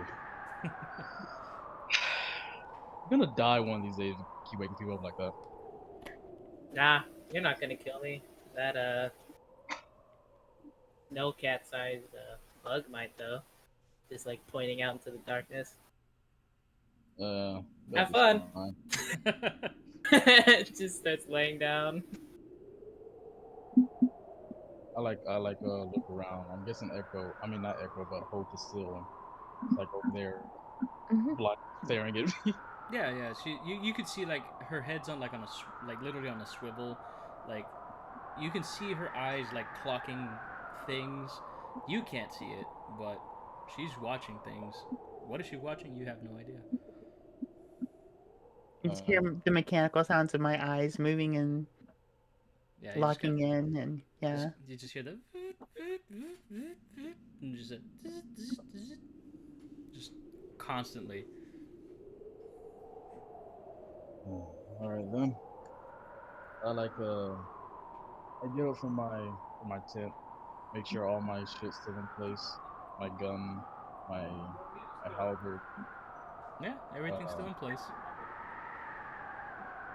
then start walking out a little, like just a couple paces away from the actual campsite, and then I get down on one knee and then go into a full like direwolf type form, Okay. and in this form,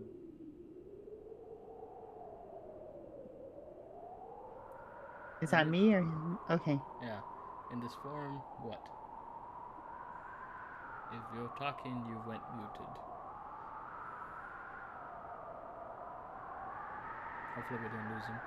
I think he's dead. Just from the ceiling, just the snowcat sized one just drops and catches him, pulls him up. Well, I'm sleeping Hello? quietly tonight. Yeah. We'll give him a minute, see if he comes back.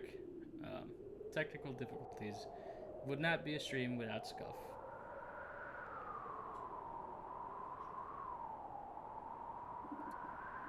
We're experiencing technical difficulties. Please stand by. Yeah. Please stand by as we try to resolve the technical difficulties of the moment. Please and thank you. Good night, everybody. So long, farewell. Oh, we There he lost him. goes. Yeah. We'll use that as a moment to take a quick break. We'll be back in 10 to 15 minutes. Time to break it. Yeah, time to break it.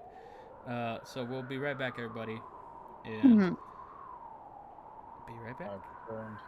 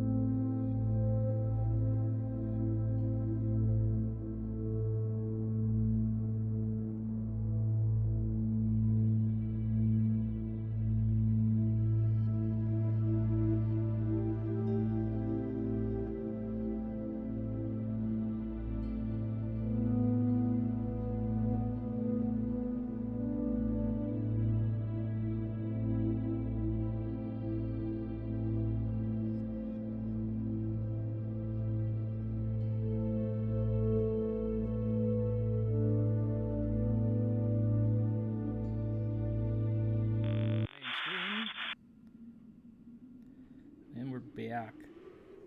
Hooray! Everyone, we're alive. We're live, everybody! Yay! All right. So you were taking on your direwolf form as you entered the outskirts of the Yeah, what was the last thing that was heard before my Unreal decided to pull a John Wick on me? So the last thing that was heard, at least on my end, was that you were taking your direwolf form as you were walking away from the camp, and that's it. That's where like you immediately cut off. You just said, "I take on the direwolf form," and then blip, silence. Alright, cool. Not much said after that because I quickly realized. But I take on my direwolf form, and in this form, it's a mostly Arctic or white wolf with gray markings going down the back end, the legs, with these red markings on below the eyes and also on the chest. And as I'm on this out, like almost the outer skirts of the perimeter, I start walking around, um, just walking around, circling the whole camp. Um, and as I'm doing it, anytime I like get a sense that there may be a spider nearby, I ignite my wolf form before rolling back down and then keep going down this little path I'm making. Okay. As you kind of do that, roll me a d6.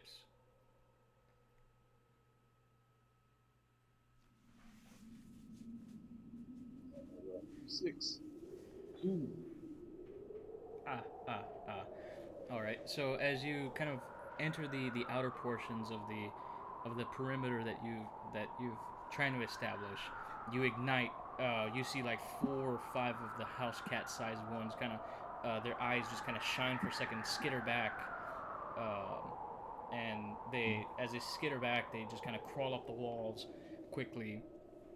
In doing so, you're proud of yourself. You've scared off a few, and you do this a couple more times, and the one that's about the size of you, about the size of the dire wolf, it picks up its front mandibles and legs, and just kind of skitters backwards in a threat pose, and as it does so, you see the striations and colors kind of change into like a darker color because as it enters the shadows, it gets progressively darker. uh, so, in doing so, you have to beat a 9, as the one that's about the size of a small snowcat uh, lurches up behind you, and you see its mandibles at the last second as it's going to go in for a bite. Oh, Num num.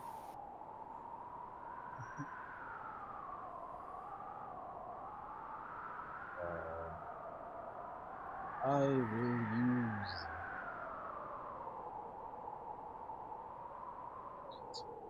I'll use physical, since this is just my body reacting and taking over to move out the way.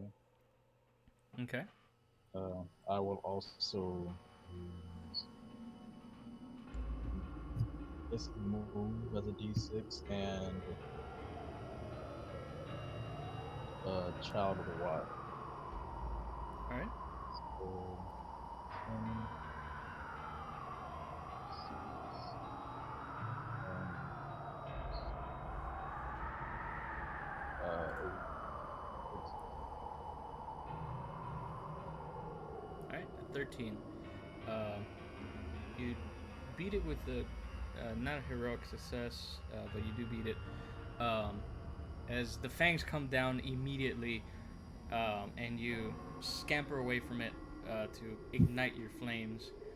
Uh, this snowcat-sized one, like it locks eyes with you. Its glowing eyes, and the orange striations of the warmth of the orange glow, as it scatters backwards and just goes into the darkness, and a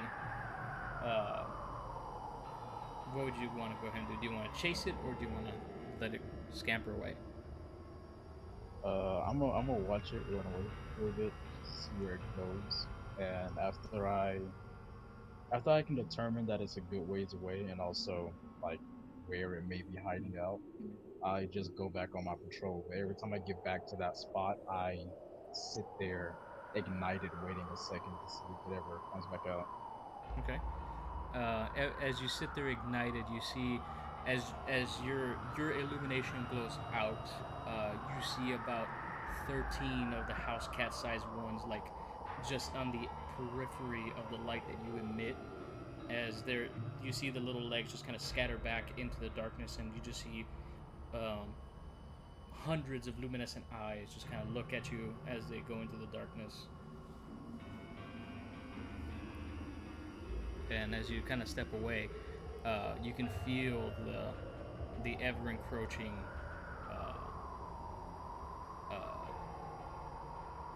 movement of these spiders, because your ears are so attuned to the already, you already kind of got used to the snoring of everybody, the whirring of Hope's eyes, the moaning and groaning of Johnson, the crackling of the flames. But these spiders, they have a very particular way of stepping, and they're kind of like soft pitter patter of like small children.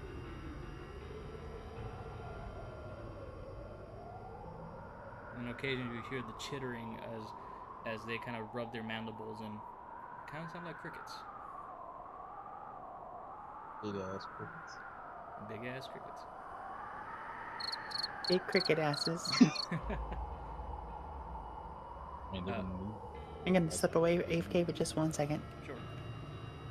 As you do so, your time comes to an end. The only one that's left to do their round is Echo. I walk back in camp, still in direwolf form. And how high is his cannon? It's not overtly too high, just high enough where he can swing comfortably. Well, I go to and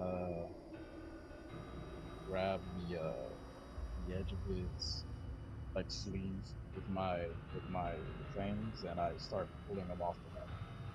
Okay. Echo, you feel the nudges and pulls of this dire wolf. How do you react? What's he calling? It's the dire wolf. It's Fen. Like he's kind of pulling you to kind of wake you up. It's Sparky. I said, what's he pulling on? Your arm. Oh, okay. I just wake up then, like really sleepily. What? What do you want? I talk to this one. Yeah. I mean, I can. Yeah. I kind of just gesture to him and say, "Your turn to watch." We'll be there in a second. I sit up. you sit up and you kind of rock back and forth a little bit. The flames of the furnace are running a little low. The geothermal, the small geothermal generator is also kind of on the lower end, but the skies are a little gray. Not as dark as it was before, but Actually, when I go back to bed, can I when I'm going back to sleep, can I just stay in wolf form, ignite myself, and just curl up in the campfire? Just Sure. sleeping there? I do that then. all right. So you enter the furnace, you ignite, the luminescence goes out a little further. Excuse me. And doing so, the warmth of the space is maintained.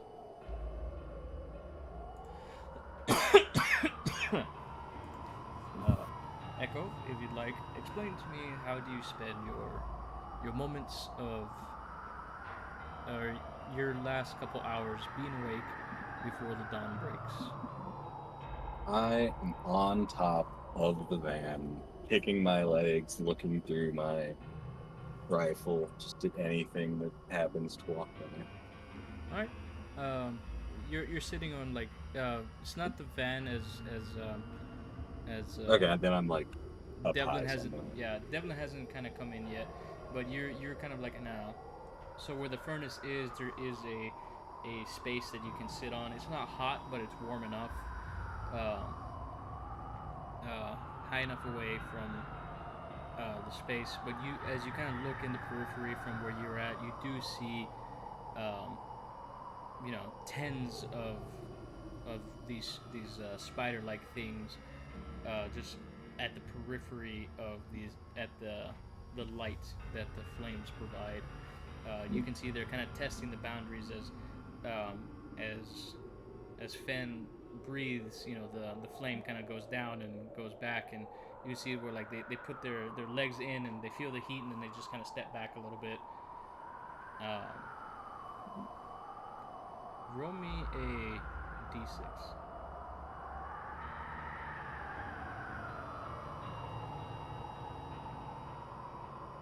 All right.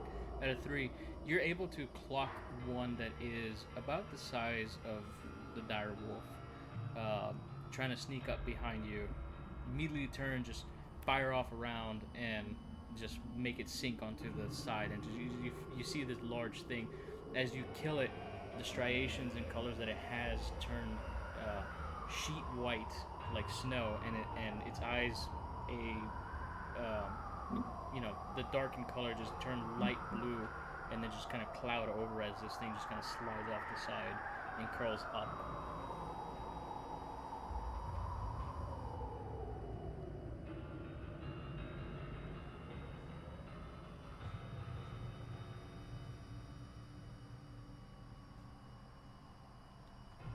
And then, Okay. yeah. And as you kind of do that, and the gunshot kind of rings out, uh, the ones that are in the periphery of the orange geothermal lights, they all just scatter back into the darkness.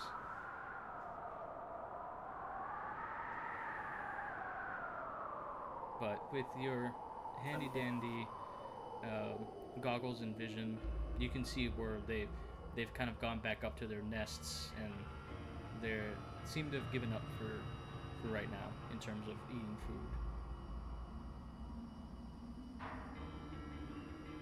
What should have been easy meals has become too much work.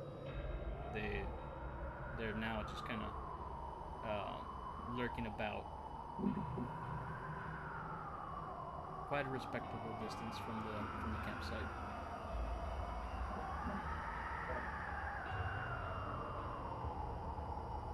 Is there anything else that you would like to go ahead and try and do, or?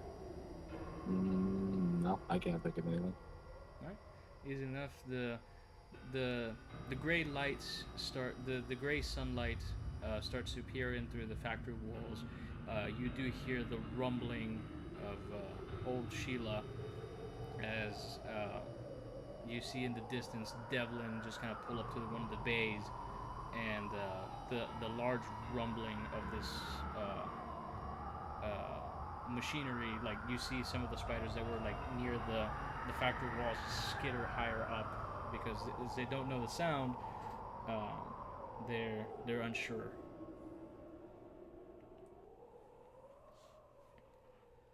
And the back gate opens, and he just kind of steps out and kind of waves at the group.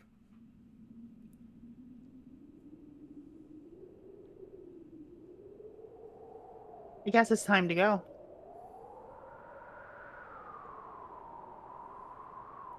Yep. I start waking everyone up. All right, easily enough. You kind of poke, or how do you wake everybody up?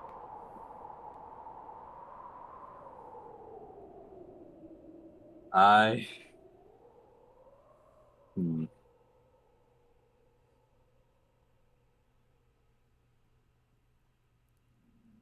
I'll do the same thing that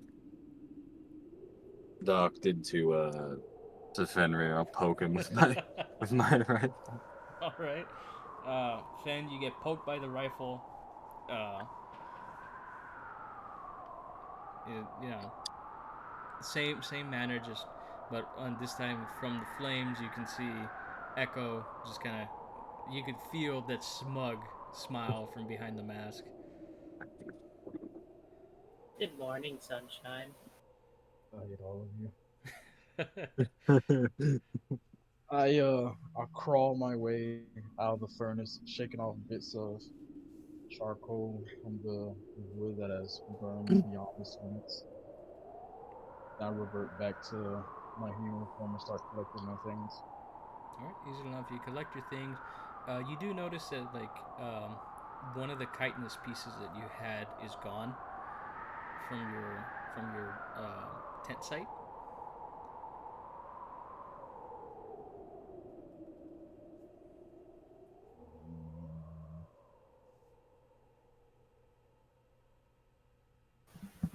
I go over to I go over to Hope.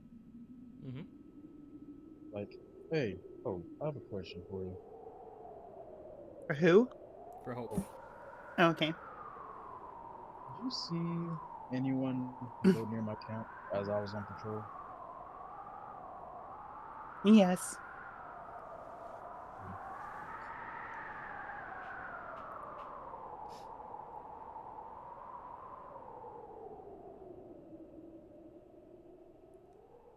So she Hope? did see something.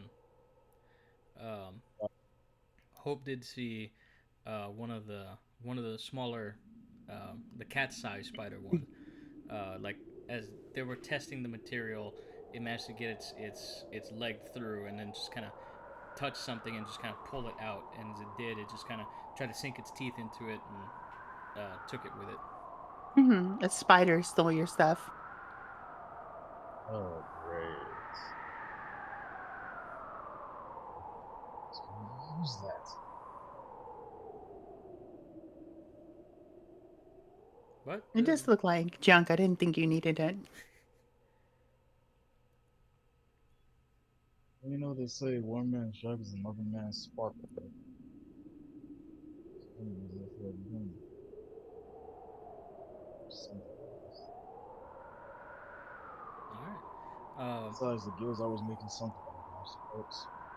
Yeah. At this point, you hear the trotting steps of Devlin as he just kind of pulls up. He's like, hey guys, you look up in the corners, the giant spiders. This is horrible. How did you even sleep in here? I didn't sleep. I slept in the furnace. Things get surprisingly comfortable when you don't care. The only reason I slept was because of that massage. Otherwise, no. He kind of crosses his arms. He's just like, y'all a bunch of nutbags, I swear. And then he just kind of like turns around and uh, looks at the busted laptop and he's like, so did you find the guy? I like look over to our The unconscious very, guy on the very ground unconscious still. friend, and I Uh, point to him like, there. well, you point to his tent. But I point towards the tent, and I'm like, he's probably in there sleeping. All right. Um, Devlin's gonna go over and like unzip it and just kind of look at everybody like, what guy? There's no guy in here. Oh fuck! Like run, I like run towards the tent, and look in it. Is he actually gone? Yeah, he's gone. Oh, did you see him? No, I didn't. Fuck, man, this guy probably got him. All right, now we have to find this guy. Well, Mr. Tracker, I believe in you. I would like to look for prints. All right. I'll set your difficulty then. Low once more. I got a 1. If you want to buy it off of me, you gotta beat a 6. I can use it for anything. You. I didn't know that one. I will use until the 8, a survival D12, and beast of the hunt. All right. 16. I mean, I think you heroically beat that. As you kind of start investigating the space, you notice that the back end of the tent was already pretty beat up and torn, and you do notice some of the what's it called, ulcerating hairs. I think that's what they're called, from spiders. You do find one of those hairs just kind of like stuck off the side panel, as where like it's kind of pushed to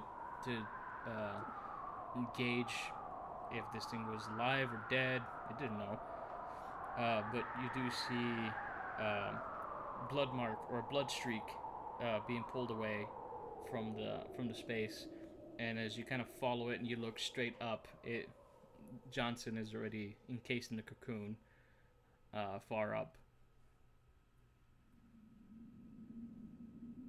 I look over towards the group and I look at Edgar. I'm like, hey, you think you can get up there?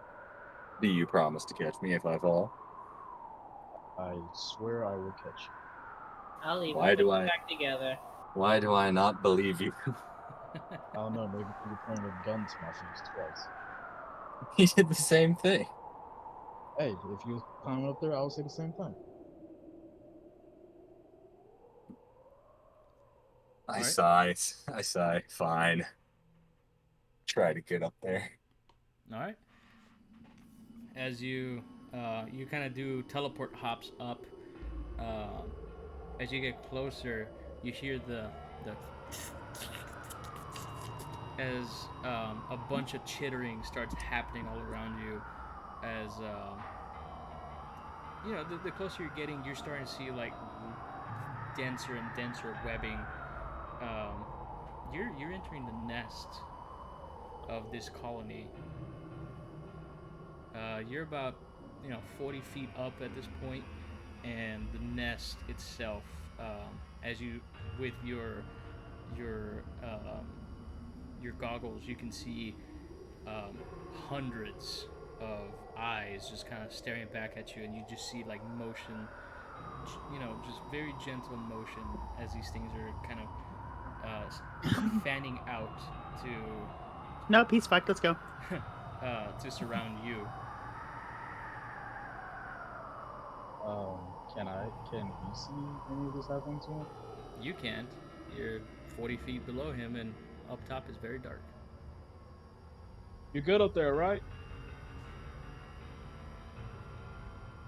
Do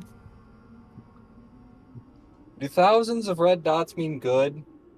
No. Then No, probably they do not.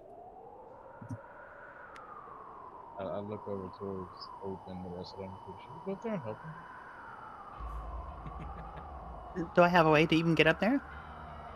I mean, you're synthetic, so you can use your Grapple mechanical arm. legs. Yeah, your mechanical legs to launch yourself up into the air, Mm-hmm.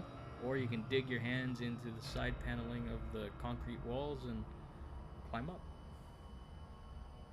So what I'm going to attempt to do Okay. is I just crouch down, and some panels on my knees just kind of open up and like turn, and hydraulics like redirect, and my legs just kind of restructure, basically because I'm rerouting power to my legs, and I just try to launch myself up to grab his foot and pull him down. Okay. I'll set your difficulty here. Right now, I need to catch you too. 9. 9. 9. Are you saying no, she can't do that, or No, she's gotta be the 9. we're gonna go strength. Obviously, that's not a good start. Oh, go. Just gonna smack her head on the ceiling. Beat a 9. I believe. I will go with neuro-responsive caregiver. Okay. That does work because you do see an ally in potential danger, so in this case, it's more help mode. I'm not doing so good. You just need a 4 and whatever else you're gonna roll. Skill-wise, I don't have a skill. I do not have any skill in move. I'm trying to see if there's anything applicable here. Oh, If I die, I die. I'm fine with it. Too bad, Chuck, and that's we can bring you I'm back gonna take a D4 for move. Okay. I'm not gonna beat this. I've already lost, but This is a 4. This is a solid 4. That's an 8. You gotta beat it to eat it. As your hydraulics, as you kind of your leg kind of restructure a little bit, the skinny jeans that you were wearing just kind of tear open, as the muscles kind of flex outward, and as you hop up, reach up, you barely miss the grip of his boots as you come back down and just make a small crater. Just and I just stand up and smile and say, "I couldn't get it. I couldn't get to him," and shrug. He's probably gonna die. Yes, I mean, it's my turn to try. okay. How far away? What am I doing? Am I just clinging onto the wall? You're on one of the outcropping ledges. So from where you're at, you're about 40 feet from this nest. You're literally just watching these spiders like fan out to kind of go into a defensive maneuver. They're trying to pincer you. So it's up to And where am I in comparison to Mr. Man? To Johnson. Yeah. You are about at a 45-degree angle from him. So if you're looking straight up, if you're to bring up you're about 45 degrees at a 45-degree angle south of him.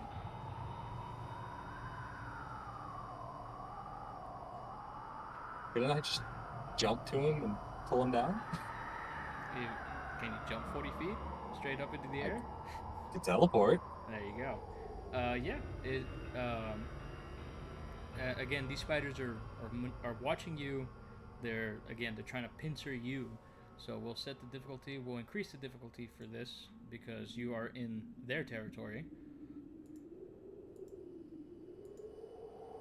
You gotta beat a 9. You can buy that 1 if you have a plot point. I do.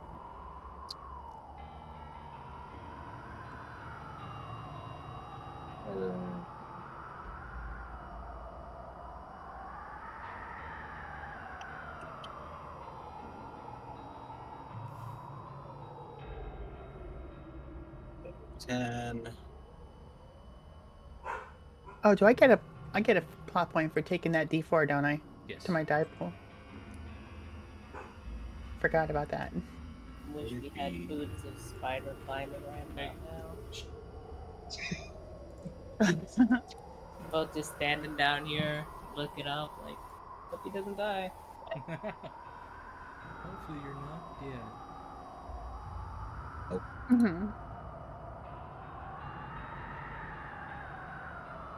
One cool thing you can do as a combat medic is you can like maybe and I know this is cross table talk. I'm just trying to help. You can like maybe create an asset to shoot a healing piece of equipment up to him that he can use as an asset if he gets attacked. That's true. Would sneak work in this? Yeah, because I mean they're watching you, but you can take it as a hinder and give yourself a plot point. Because I mean they may be watching you, but they don't know what you're doing. So you can either take it as a positive or as a hinder. It's up to you. Okay, physical and sneak. 2 and an 8. You get 1 more dice if you can narratively make it make sense. What was your die pull so far? Use physical and sneak, so any of your Let's distinctions grab a might fit in this. distinction, yeah. Yeah.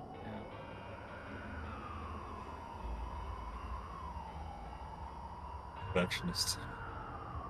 There you go, perfectionist.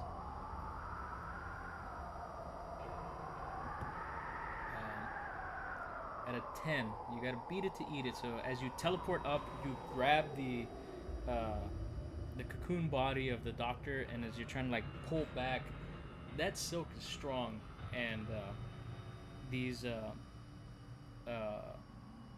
least if I had to beat a 9. oh yeah, you do have to beat it. Never mind, you beat it. I apologize. I saw a wrong number. I can math. He lives. Yeah, so as you grab him and you pull back, the queen spider, this thing is about twice the size of Sheila, starts coming down from the darkness as you see the mandibles come at you, and you just like, oh, fuck that, and just teleport backwards, and just launch yourself like a rocket towards the group. Doing so, just for the fun of it, let's do a high stakes roll to see if you knock out somebody, because you're barreling at them. I'll roll a d4. 1 is Hope, 2 is Eric, 3 is Fen, and 4 is Devin. Hopefully we don't knock up the driver, It is a- but down. Look at it this way. You're a man of your word. So you have to beat. Go ahead and re-roll your dice pool there, Echo. You're setting the difficulty, and you're gonna have to beat that. I have re-rolled it. That's 12. Or 10, 1, 1. I'll buy one of those ones. Damn it!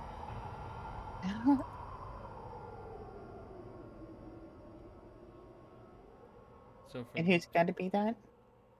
if I remember correctly, it was you. What am I rolling against?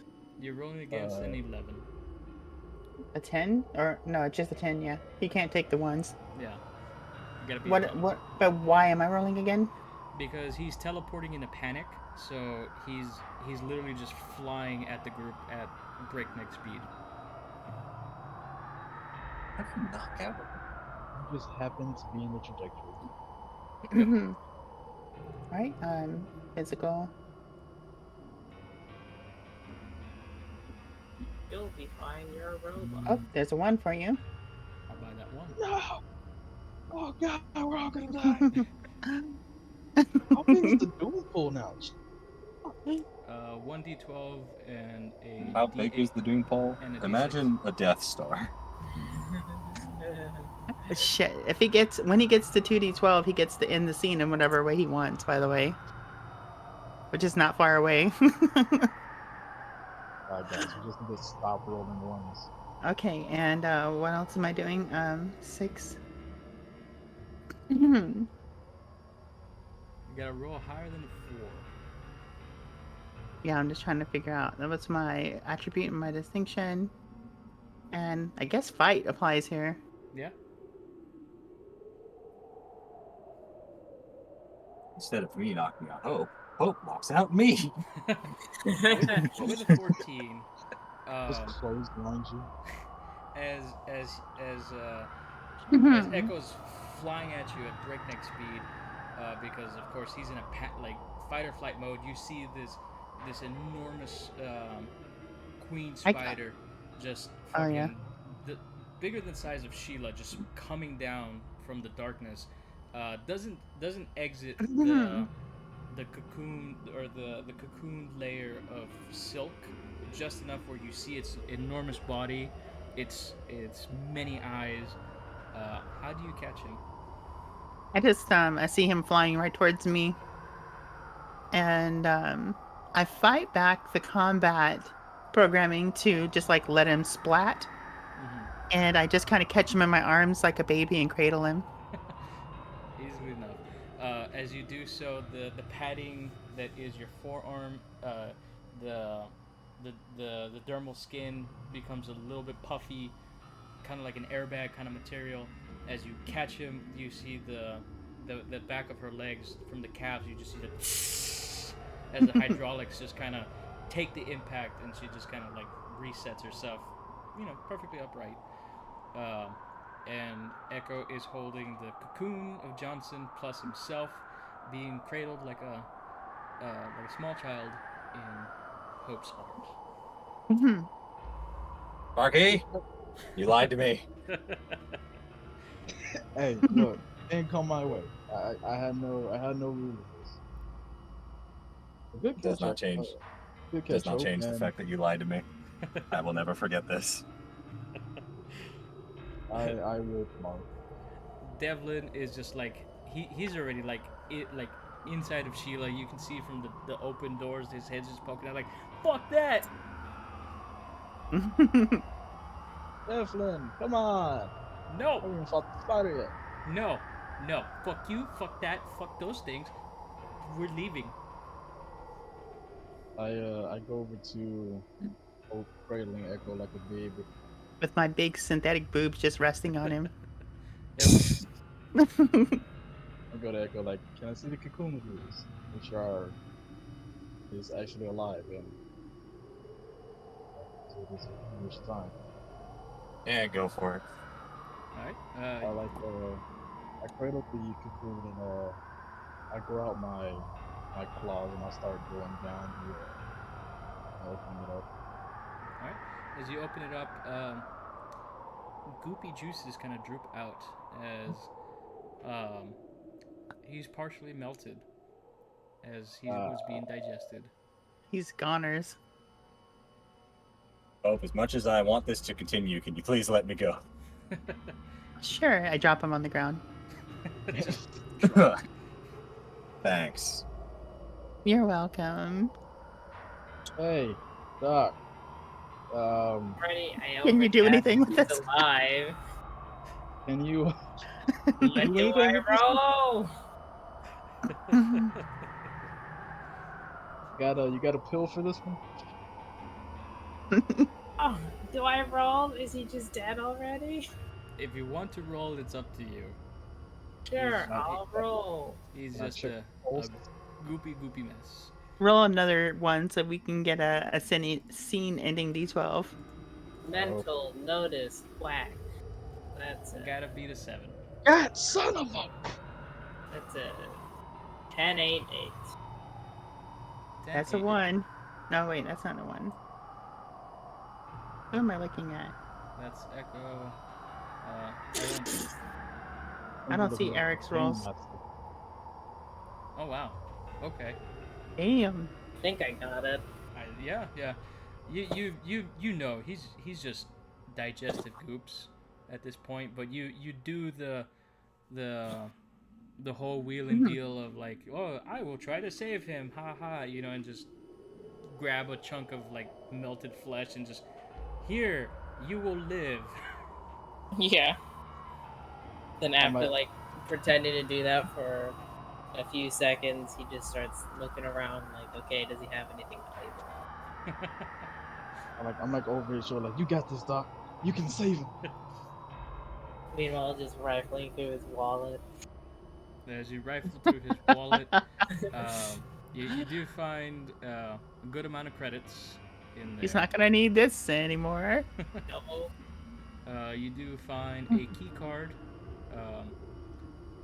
You find about 20,000 credits. You find some of the old banknotes, the Wulongs. You do find the key card, and you find his ID. You're saving him, right, Doc? That's why you're rifling through his wallet, looking for like if he has any medical history, right?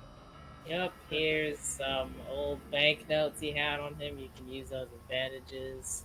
Ah, wonderful, wonderful. Here's his ID. Check it for any medical problems. And here's, what was it, a key card? Yeah, a key card. And here's a key card, which will surely not be important in the future. That was everything, right? Wait, as he's like just throwing stuff into my hands, do I recognize the key card?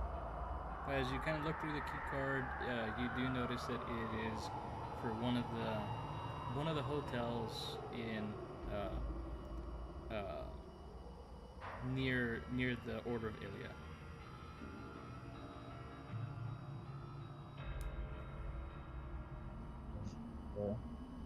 Yeah. So Doc, did you save him?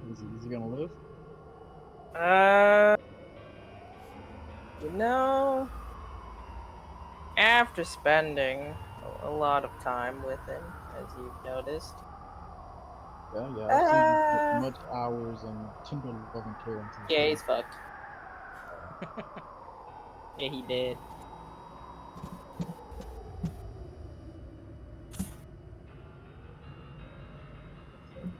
Oh well. I would like to personally thank you for sending me on a wild goose chase.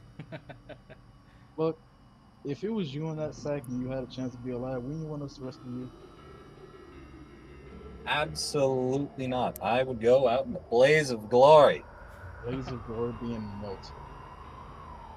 I mean, he does have, like, the ability to teleport and guns. From the distance, you hear Devlin. So are we leaving? I don't like this. As Yeah. Mhm.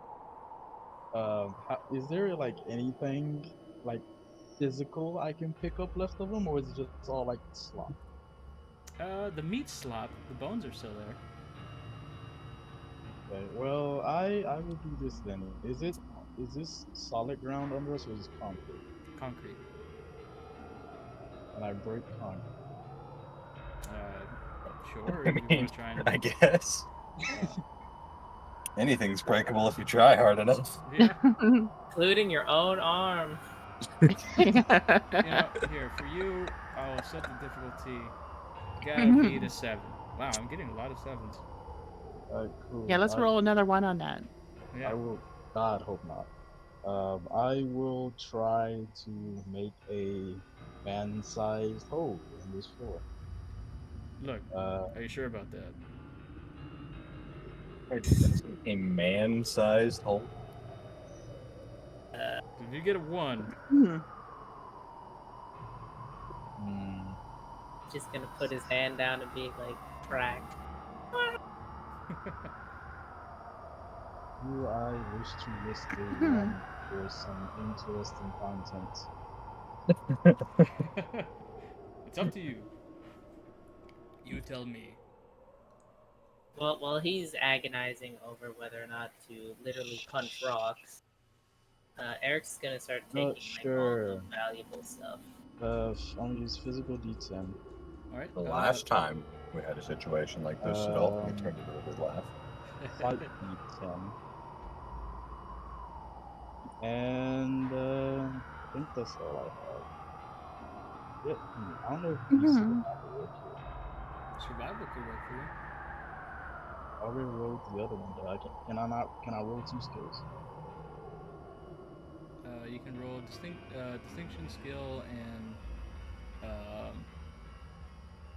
usually up to 3 dice. So it's usually distinction skill and an ability. I already rolled 1 skill already. I chose fight. But I guess I put Eric, as you're kind of digging through stuff, you grab the laptop, you walk away with 20,000 credits. You dig into the Another 20,000 credits? no, just the 20,000 that you already had that you pocketed. The laptop, the monitor is salvageable. The as you kind of dig into it, the low thermal generator, it's pretty nice. It's one of the higher end models. Pretty well taken care of as you kind of inspect it. It's almost fresh out of the box. that's kind of all I have to roll. I don't think beast will help. All right, 10 beats it. So as you kind of rear back, you as you try to dig the first time, you almost rip out one of your nails because you didn't shift your hand completely, and then you just kind of stop like and then just as you reshift and dig, you're able to make the shallow grave, or if you want to make it a full grave, it's up to you. I make it a full grave, and I'll just push and scoop whatever I can into the hole, Okay. and then I Just kind of. cover it up. It just kind of falls in. Then That's what she said. Then I cover it back up and give him like a little makeshift headstone. Okay. You make a makeshift headstone. In the distance, you can hear the full engine rev of Sheila as the like comes off.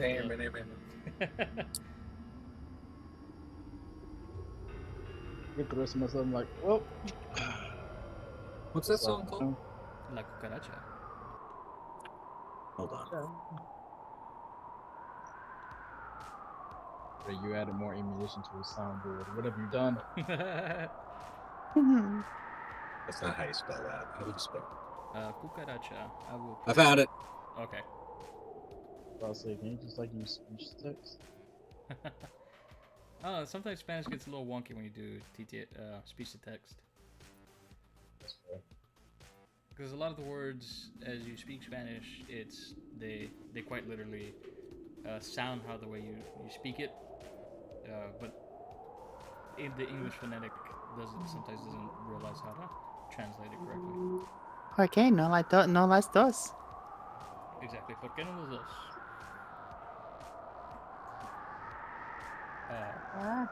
That's a good one. Okay. Whenever it plays, it plays. In doing so, again, you hear the honk from Sheila. In doing so, as you're the more hyper aware of the group, you look up and you see like the ceiling is shifting with hundreds of little, well, not little, but bodies as they're becoming more agitated. How close has Eric gotten to Sheila? If you've been walking at this point, you're like at the doors. Alright. Alright, guys, let's get going. Yeah, I guess we're walking back. All right. At this point, Eric, stop. Not Eric. Fucking Devlin, stop blaring that horn. he's just laying on the horn because he wants to leave. Eric just goes like, shh, stop it, stop. He kind of looks at you like, Ears hurt. why do your ears hurt? Huh? What'd you do? Did you sleep wrong? No, I had a bunch of spider bugs in my ears. Like And now they're outside listening to you on the horn. So shush! Quiet! Like the moment you say spiders, like he pulls out his handgun and he's like, "You said you a spider?" He's Out like, there. Like, dude, look! Like, you know, like grabbing his head and pointing and like all the Then movement. I step out the way because he's starting to point towards us. I'm like, nope, not me. His tan skin, his olive skin just goes pale as he looks up. He's like, "No, fuck that. We gotta go. Gotta go now. I know." Go now. Get to the chopper. Get to the chopper. Do it now. Save me, Jesse. Get to the Sheila. At this point, the rest of the group, you know, they didn't power walk. Everybody just kind of passively walked back towards Sheila. Despite I'll fight a wave of spider. I'll fight a wave of spiders. I'm gonna walk in my own pace here. as everybody reaches Sheila, like he's at this point, like Devlin like walks out and like starts nudging everybody in as fast as he can. Because he's just he's in full panic mode. He's just like, no, fucking spiders, no. Devlin, wanna know a little secret? No, and he's like closing the gate. Smell fear, definitely. he points like he points his gun at you. It's not. I mean, he has the safety on. He's like, no, don't you even start. Don't you start. And he just like walks up to the front and like turns on Sheila at like full power. Fucking just starts driving off. He hits one of the egg sacs, and like hundreds, thousands of like little spiderlings just hit the windshield. Just like eek eek eek eek. Devlin, I'm you're a watching. father. I'm watching this cleaning webs off my body. He's in full like fuck that. He just takes off full bore. He's just smashing into everything. So, Devlin, how does it feel to be a dad of 3 billion young spiderlings? He looks at you like, no, fuck off, all right, fuck off. And he, like, the same panel that fell off, like it falls off again. He like sticks his hand in there, and like you hear like a click, and the Sheila just gets intensely hot for a couple seconds, and the spiderlings just start igniting on fire on Sheila. Hey, can you turn that back down? It's kind of getting hot in here. He's like, no, not until we're out of this situation. No. It's just like at full bore. Like you can see the temperature gauge just starting going.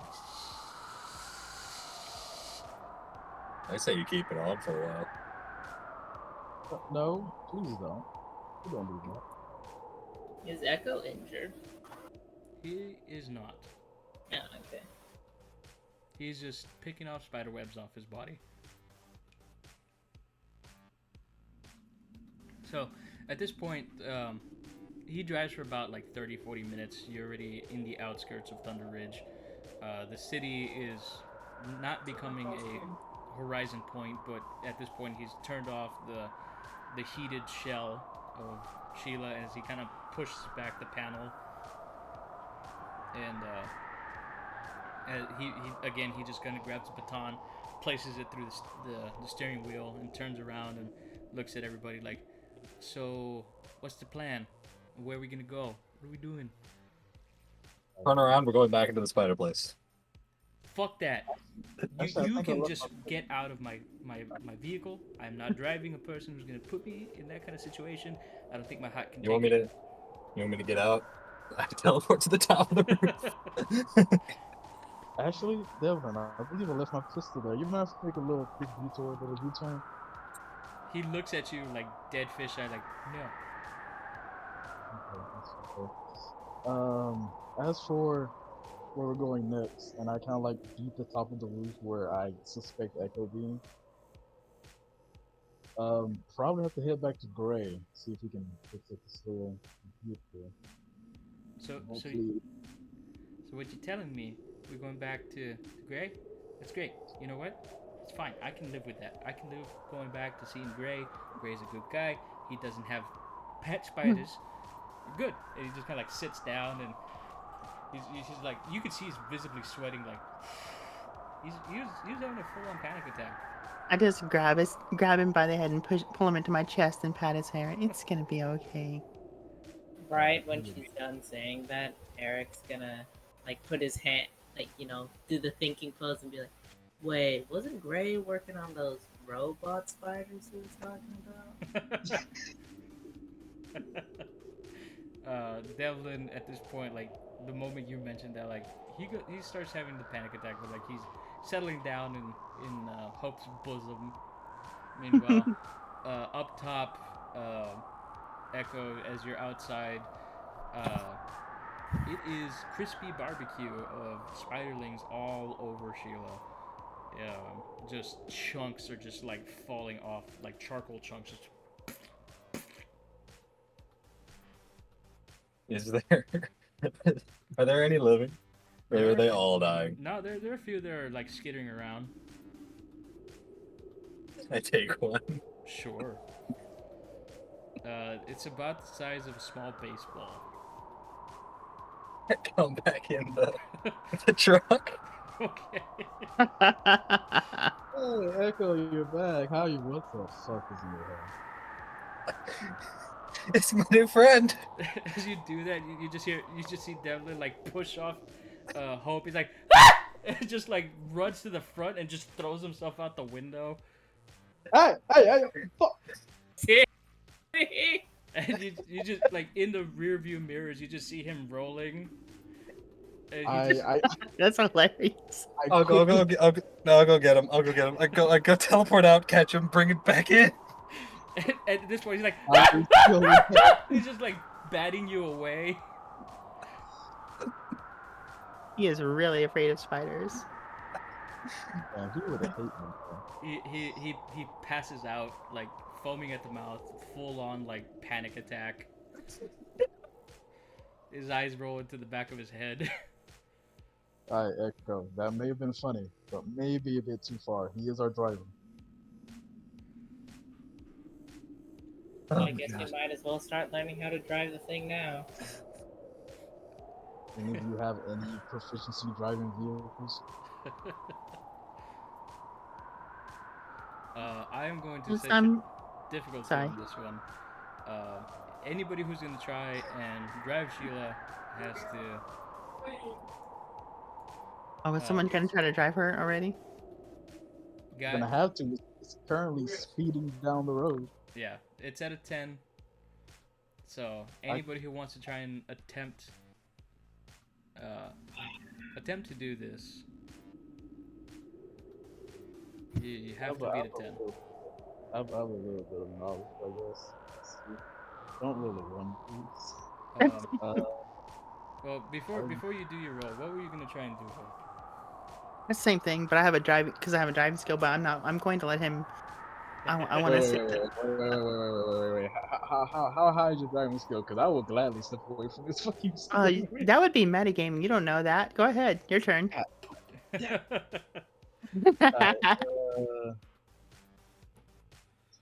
Good. 8 mental. Don't roll a 1. Yeah.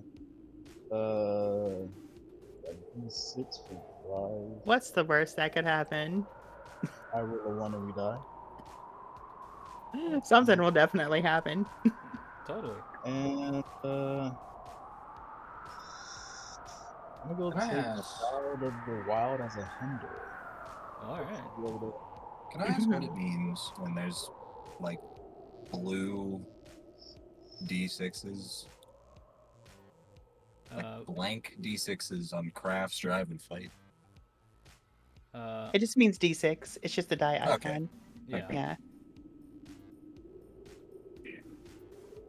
Right there, you're looking at die type, not necessarily like the value of the die. You're just seeing what die you get to add to your pool. So you get a 9 as you kind of sit down and look at the. I'm gonna use a plot point to add level 3. Okay. Use a plot point you just got. Yep. that was the idea. If I got anything, I was gonna use that plot point. As you It's sit just down gonna go one way or the other. Yeah, as you sit and look at the panel of blinking lights and buttons and things like that, you pull the stick, the baton that he placed to kind of hold the steering wheel in place, and as you you feel Sheila starting to skid out of control, you grab it and kind of pull her back as you try to like rev the engine some more. She fights you a bit, but eventually you kind of you level out and you're like, oh hey, it's like driving an 18-wheeler. It feels like a boat. It's so massive. At one point you like run over like a small like centipede-like creature. Didn't even feel like a speed bump. It was just like you just heard the sound. Come on, Sheila, there's not been a beast I haven't defeated yet. Oh shit. What the fuck did I just run over? Sure Devil wouldn't mind if I got Probably a beast. It definitely wasn't me putting our guy under the wheels.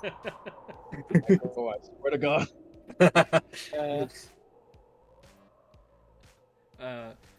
Echo, if you would like to keep your new baby spider, pretty sure you have like a container or something that you can place it in. Echo, throw that shit out the door. We don't need Why? Devin have attack when he wakes up. Wait. No, don't do that. Let me see it. I can find out its weaknesses. Mhm. Eric just pulls out a scalpel and starts getting closer. No, it's mine. I want my spider. It will Okay. kill you. But give it to me. No. Why? Because it's mine. I will name him Crawley.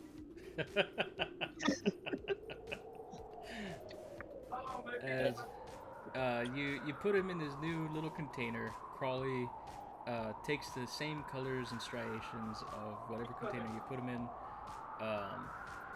You could tell it's the same species that you encountered inside the factory. Right, we have a new mouth to feed. If he bites anyone, that's your ass, Echo. It's in a jar. He'll be fine. Echo supervising the jar right now. It's in my Onto the jacket. jar. Yeah. It's in, yeah. As you look at it, you know, this thing it's cute. You know, it's got a large bulbous back end. The color pattern on it is a silky white with a kind of a baby blue stripes. The eyes themselves are kind of a crystalline blue. Very pretty. It looks soft and squishy. Oh wait, And until he you lets squishy, down his you look guard. at mine.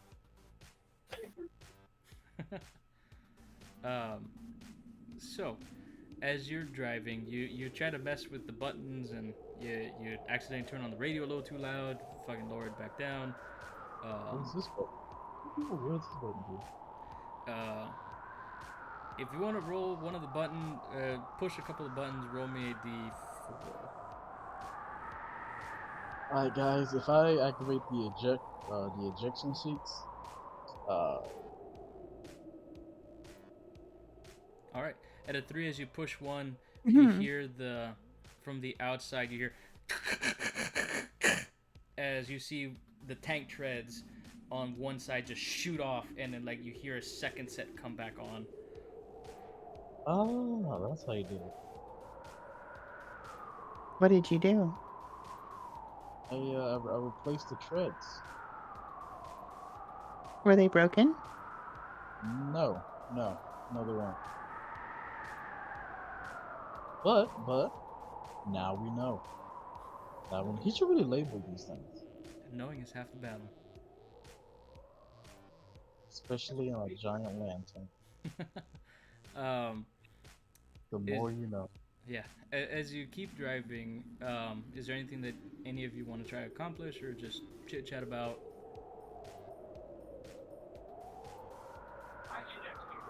I'm gonna keep pressing buttons. Okay. Roll me another d4. Like for every button you press, roll me a d4, and we'll see what happens.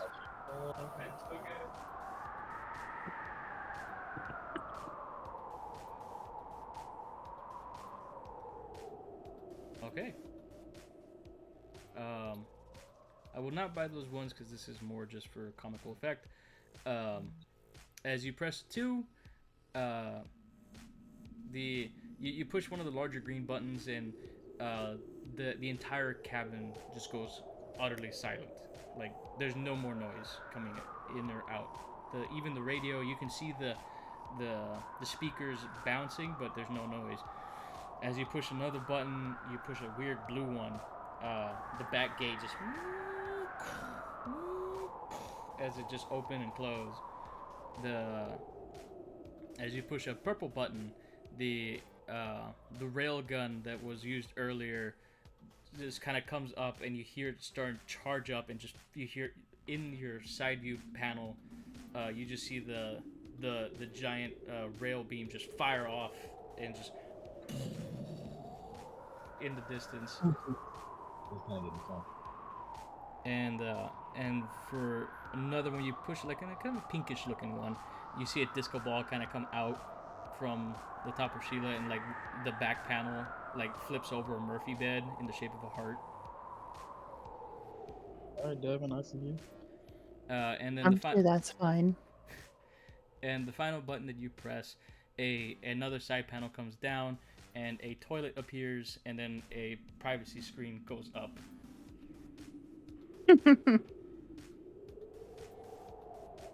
So that's why there's no storage. It's in the bushes. So,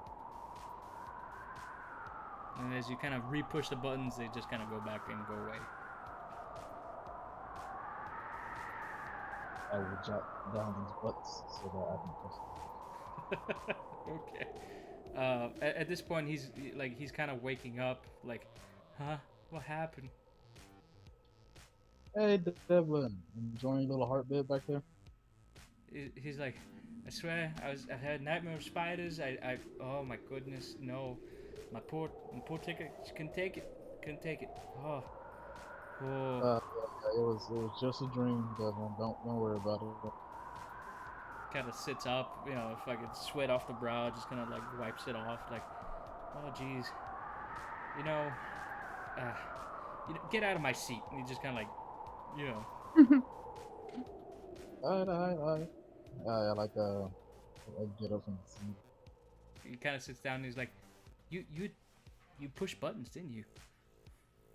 What? He pushed all the buttons. Shut the fuck up. He kind of looks at everything. He's like, how did you even mess with the seat? He's like, at this point, like you could see him. He's like trying to readjust the seat to the way he had it. I mean, you're kind of shorter than me, so I kind of had to, adjust it. So I felt comfortable. I had to make sure we got home. I didn't know when you were gonna wake up. He just kind of looks at you and looks at the panel. He's like, next time, if you need to go back to Grace, you can just hit the autopilot. Ah, you see, that was like the 6th button I was planning on pushing. How many? He just like, how many buttons did you push? I like pull out a list. The list starts going all the way down to the floor. Let's see. There was the green one, the blue, the purple, the red one. He like at this point, like he puts the baton back in, and he looks at he sticks his head out one of the windows. He's like, "Did you?" He looks up, and you can see like the cannon just kind of like dangling in the wind. He's just like, "Huh." Oh yeah. That was my favorite one. The purple button. It's the railgun button. You should label these buttons, by the way. He just kind of like puts his hands on his the bridge of his nose and just like, may the gods, please give me some patience. But that's what I get for passing out. And he kind of walks over. He starts pushing different buttons than you pressed, and you can hear like things like kind of remaneuvering themselves. Kind of start pulling out a notepad, or like marking down, like, oh, so that button does. That's. In doing so, at this point, you can see in the distance the order of Rhône, or the Circus Guild, as hundreds of runners are starting to come in and out of the space. As he kind of pulls up, he comes to a full stop, and he's like, "Well, ladies and germs, we're here. I need to go and refuel Sheila, since someone," he looks at Fenn, like giving the daggers, "someone decided to push all the buttons, and he hit the fuel eject. So thanks." You see, I thought that was a speed boost, because we started going faster after I pressed it. I don't know. You're lucky I like you guys. He just like hops out of the vehicle and like takes the keys. Hey, before you go, how much will it like take you to refill? Don't worry about it. The guild is supplying supplies for you guys. And technically I'm one of your supplies. So,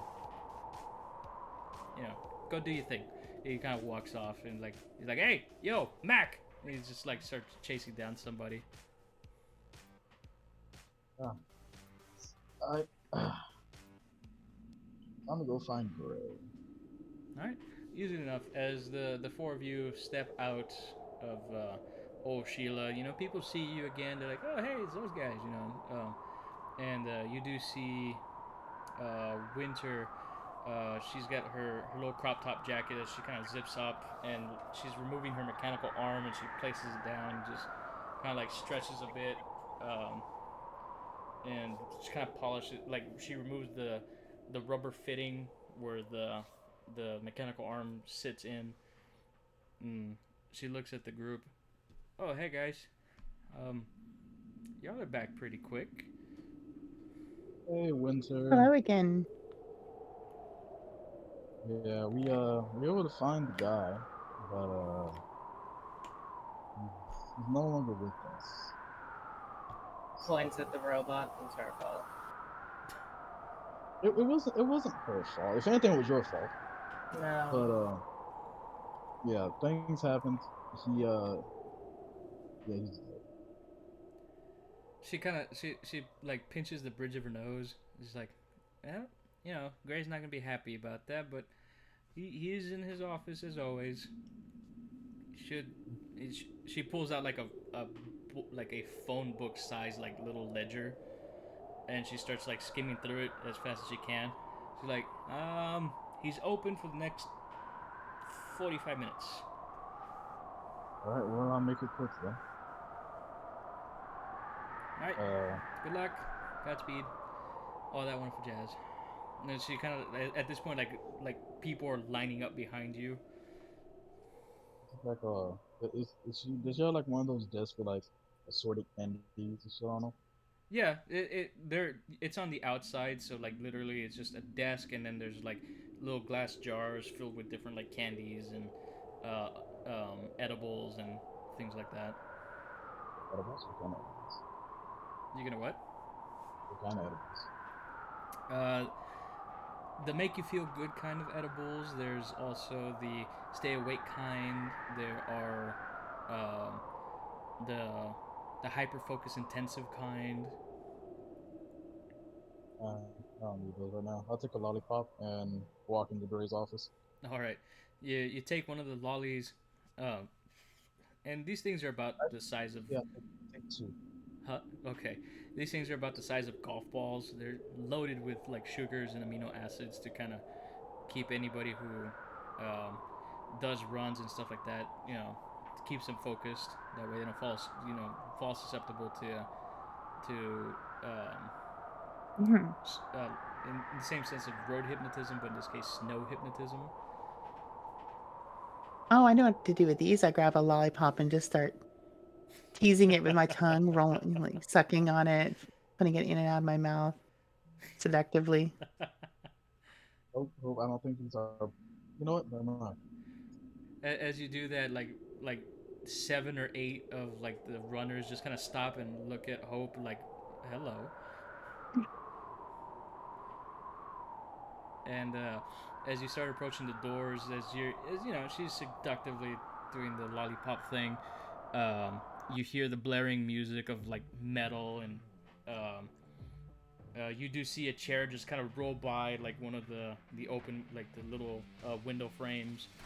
You see Gray like on it, and he's got like a really hot solder iron. It's fucking like, it is red hot as he comes, and like just throws it into a bucket and just.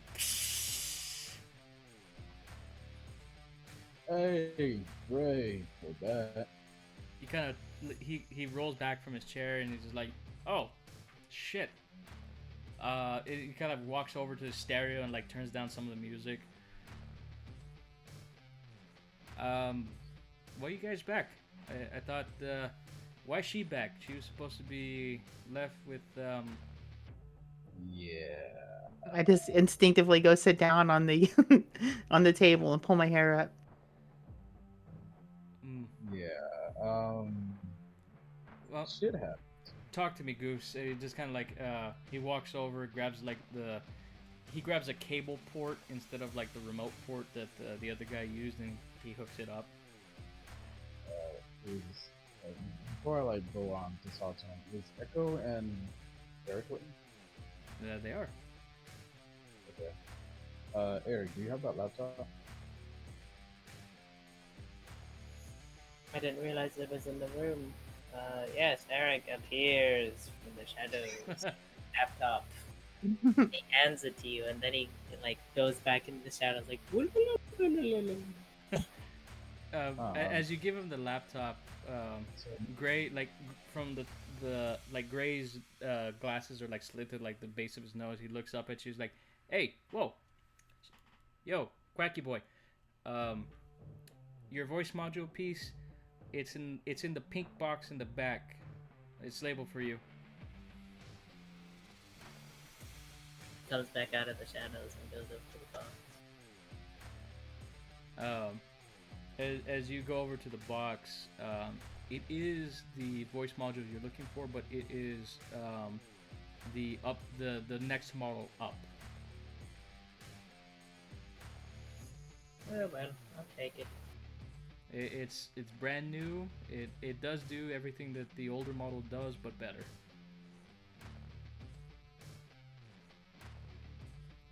so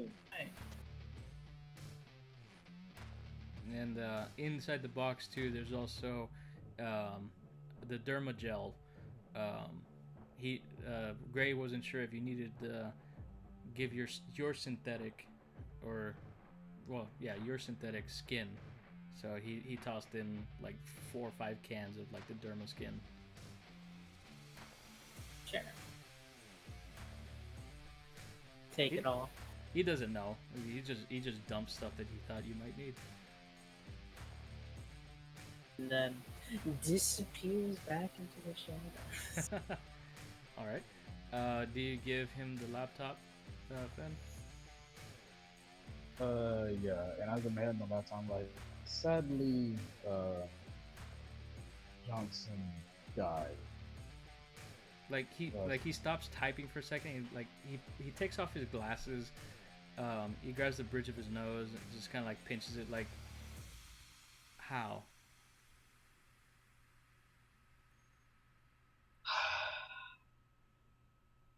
Well, you see, it first started with Get to the point. How is he dead, my friend? dissolved by spider acid.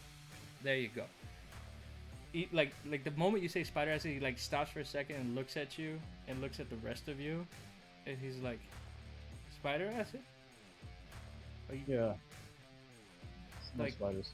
did y'all did any?" He just takes a deep breath and just kind of like crosses one arm like with his glasses and pinches the bridge of his nose. He's like, "So your client is dead. How are you gonna get paid? I can't pay you for a dead client."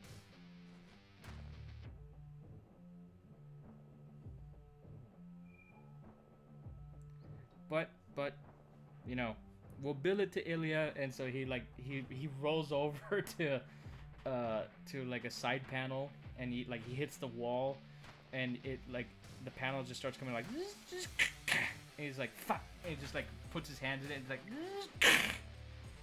and he pulls out the contract for you guys. Well, accomplished, but solicitor dead. Bill to order of Ilya, signed, and he like forges Arcadie's signature on there. And he rolls it up and like he throws it in a tube and just gone. And across everybody's screens, you get paid about 10,000 credits.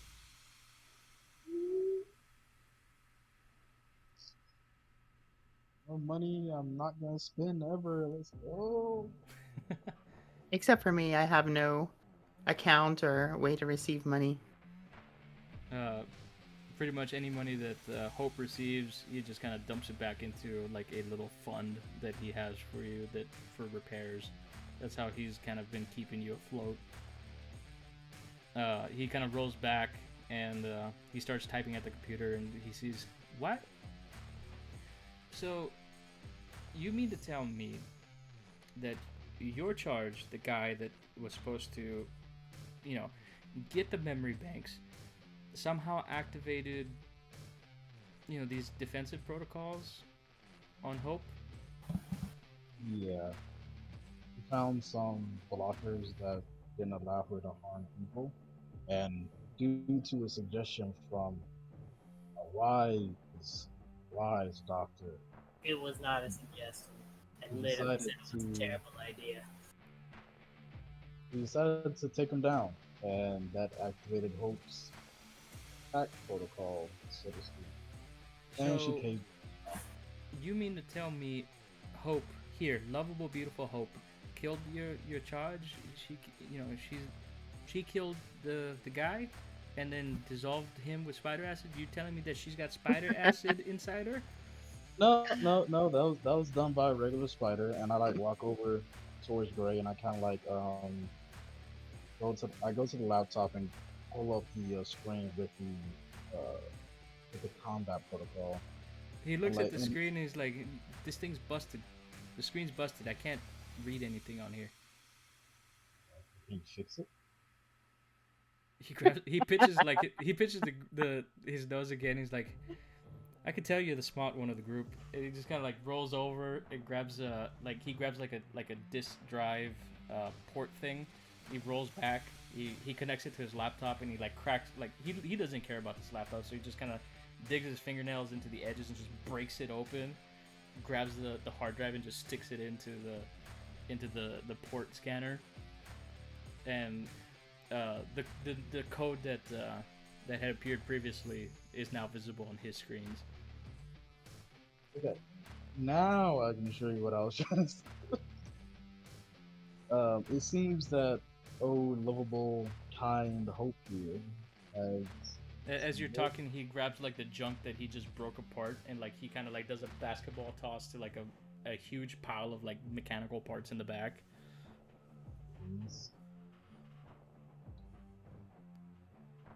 And he's like, "Go on." Does he miss his throw? No, he just threw it into the junk pile. So he doesn't care if it breaks. Seems Hope here has some very interesting program. Something about a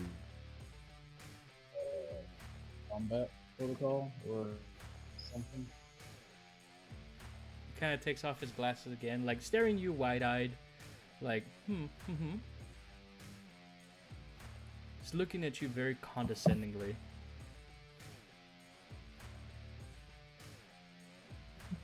I just gesture to the screen of the code. I'm like, "Do you know what this means?" He looks at you again. He's like, "I do, Mountain Man.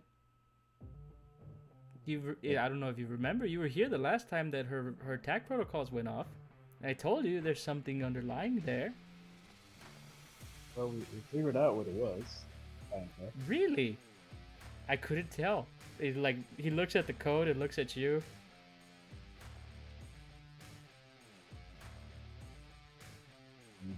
Breaks it. Things like I eat Gray. I'm just done with him. I eat him. Oh no. Great. Can I roll them all? Sure. No, I'm not gonna maul Gray.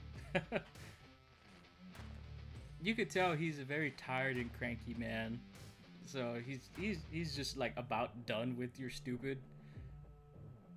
He just kind of grabs you by the face and pushes you back gently. He's like, "Look, Sparky, the reason I sent you guys to this guy, Johnson, was because he was supposed to extract the code from her. And so that way we had a duplicate of said code. We can try and run tests. Maybe we can try and, figure out how to remove said protocols or add them back in so she can defend herself. You did the next best thing. You brought me the hard drive. I would have preferred to have the guy here, but he's spider chow, from what you tell me." Yeah. Also, he had a barrier. Wonderful. Another grave to the wonders of Alatheia. And he just kind of like rolls off. Like he pushes himself back, rolling back, and he grabs like a handful of beef jerky, rolls back, and he gives it to you. He's like, "Look, munch on that for a bit. I can see the steam coming out of your ears. Yeah, working that brain a little too hard. I just grab the jerky, start eating. It is really good jerky. Like unexpectedly, it's like amazing jerky. You see me walking back to the corner, kind of pouting, me like, I'm smart, I know stuff. And then as soon as I bite into the jerky, you, I just wolf ear just pop out of my head. like damn, that's really good. I have a piece of that. Yeah, wow. Gray kind of points to the jar. He's like, "Help yourself if you want some jerky." It's I take a piece. huh? No, continue. He's like, it's made from. I forget the name of the bug, but it's good stuff. Had a guy bring it in. I take a piece. I don't eat it, but I put it inside my jacket to feed my new pet. Okay. Oh god. Easily enough, the spider like it enjoys the meat. It you can see it like it attacks it like twice. Like it taps it twice with its front legs, like thinking it's a monster, and then it like bites it, and then starts wrapping it in a cocoon of web, and drinks it. I mean, you obviously nobody sees it, but you can feel like all that crazy little motion in the jar. And Gray kind of puts his fingers under like Hope's chin and lifts her face up. He's like, "Are you okay? Can you run the subroutines on your efficiency modules, things like that?" Of course. And I start running the diagnostic. And he kind of starts looking at his computer and is like, "No, everything looks good here. Aside from these subroutines that are running, you know, I think it's best keep her with you. She'd probably be a good asset. I'll just tell the guy that we'll get him a new pleasure bot." And he walks over to, like he gets up off his chair for the first time, like that you've seen, and walks over to like these meat hook looking things that have like other bots just kind of float, like being hung in the air. And he's like, and he like walks over to like a huge bin and like cracks it open, and it's just like silicone titties and asses and shit like that. And he starts like digging through. He grabs like one that's like lopsided. He's like, no. He pulls out like a perky pear. Pulls out like a pair of butt cheeks, and and he walks over to the droid and like, that fits. We're gonna probably have to change the hips. And at this point, like he's just kind of talking to himself. Walks over to like a huge parts bin and like cracks open the lid and finds like a hip replacement where instead of it being square like a man, it's curved. And he just like at this point he's just starting to work, and he kind of, as he's starting to like this point like he's like removing the hip joints of the droid that he's working on. He looks to everybody. So what seems to be the plan now?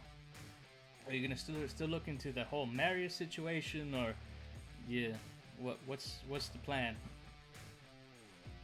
I mean, we're paid to look into the various situations, so I guess we're still going to try to find whatever information we can on that. Right.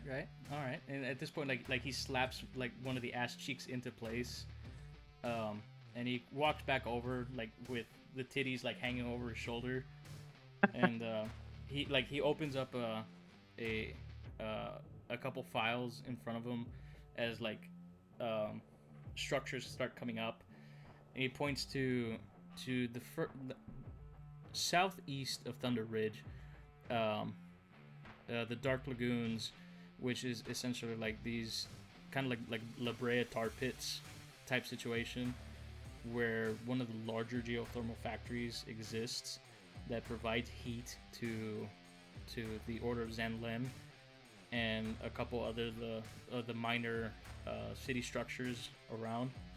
He's like, there's rumor on the mill that over there in Dark Lagoons, it's been being targeted because it's out of the way.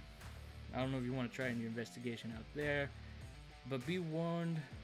I heard that Papa Midnight's caravan is out there as well. If you go there, absolute neutrality, okay? Of course. And he like turns and looks at Eric and Echo. Absolute neutrality. Yup. I'm Yep. always very neutral. He pinches like the bridge of his nose, like, for fuck's sake. Right. Absolute neutrality. Got that? Hope, I don't have to worry about you unless you're being threatened according to your subroutines. You should be fine. He just kind of like breathes very hard and walks over to the skeletal the endoskeleton and like starts like sliding on the chest.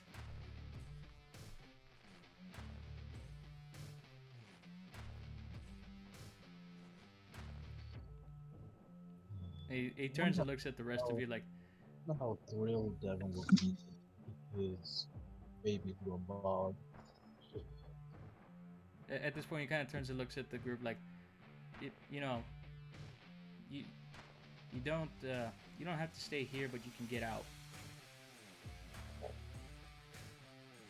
I got other things. I got meetings. And he walks over to Hope and like removes the cable port and like puts her back out of maintenance mode. And he's like, "Look, Hope, I'll look into your code. If I find something, I'll send you a ping." Do you have a device or a remote that my friends can possess in case I have another moment? Yeah. And he runs over to like where the package was for Eric, and like he like shoves his hand into like a pile of like mechanical bits and bobs, and like he starts like shoving like chunks of metal out of the way. His arm's all scraped up, so like his tattoos like have fresh scar, like tons of scar lines from like where he's always like dug into the metal and shit. He pulls out like a small like black box, like a pelican box, and he's like, as he blows onto it, like dust everywhere. He's like, when I found you, I found this, and he like cracks it open, and he looks at it. This is a kill switch. If you need to turn off Hope for any reason, it's how you do it. It's good for 3 charges. If not, you gotta replace the battery. And what kind of battery is it? Oh, right. And he kind of like walks over to like another pile of like metal, and he just like kicks a huge like pile over, just and like digs his hand like deep under a couple mechanical parts, and like you hear like the breaking of metal as he pulls out like these strange cube-like battery coils, and he's like, some of these, I have one left, and he like tosses it to you, Echo.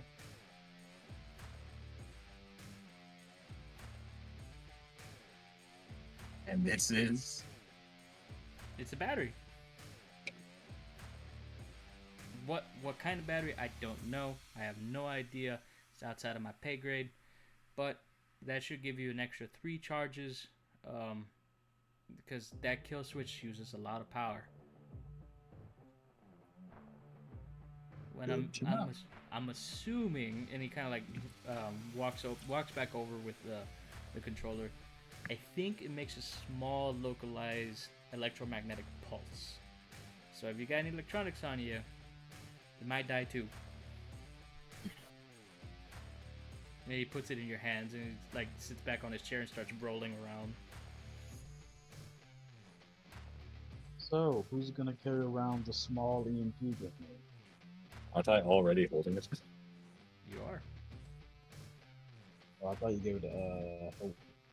No, you give it to Echo. Oh. And at this point, like he's back at Hope, and he's like fixing the damaged dermatitis, the dermal skin, and like he's like retightening a couple boats from like that super jump that she did, because since these are new subroutines, he takes out like the old screw, and you can see it's like warped, and he's putting in like a stronger bolt, and just like, yeah, that should hold her.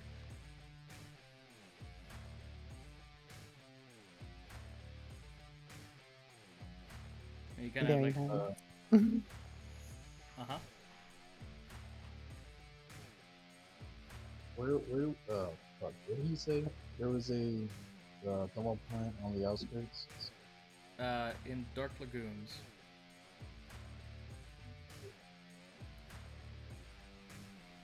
The Dark Lagoons are about 20 miles northeast of the Order of Zanlin. And Papa Midnight, maybe. The caravan, Papa Midnight's caravan, might be in the vicinity. Yes.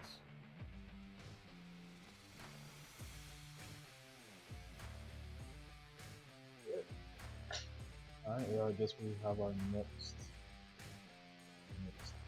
place to go. Does anyone need anything before we head out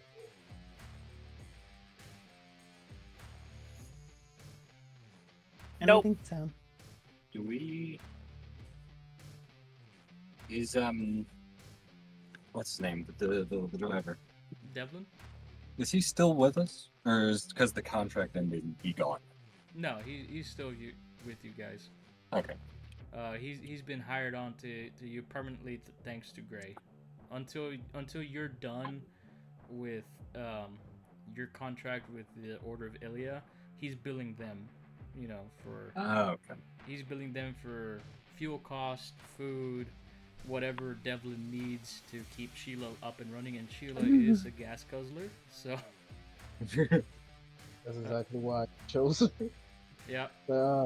Give you my weekend ride, also the gas guzzler. Yeah. Finally drive her without worry. Yep. And the best part is that he can.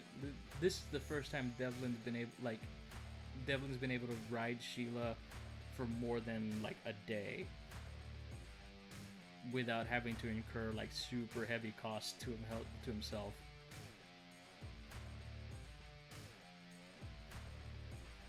Alright. Oh, Greg, do you know of any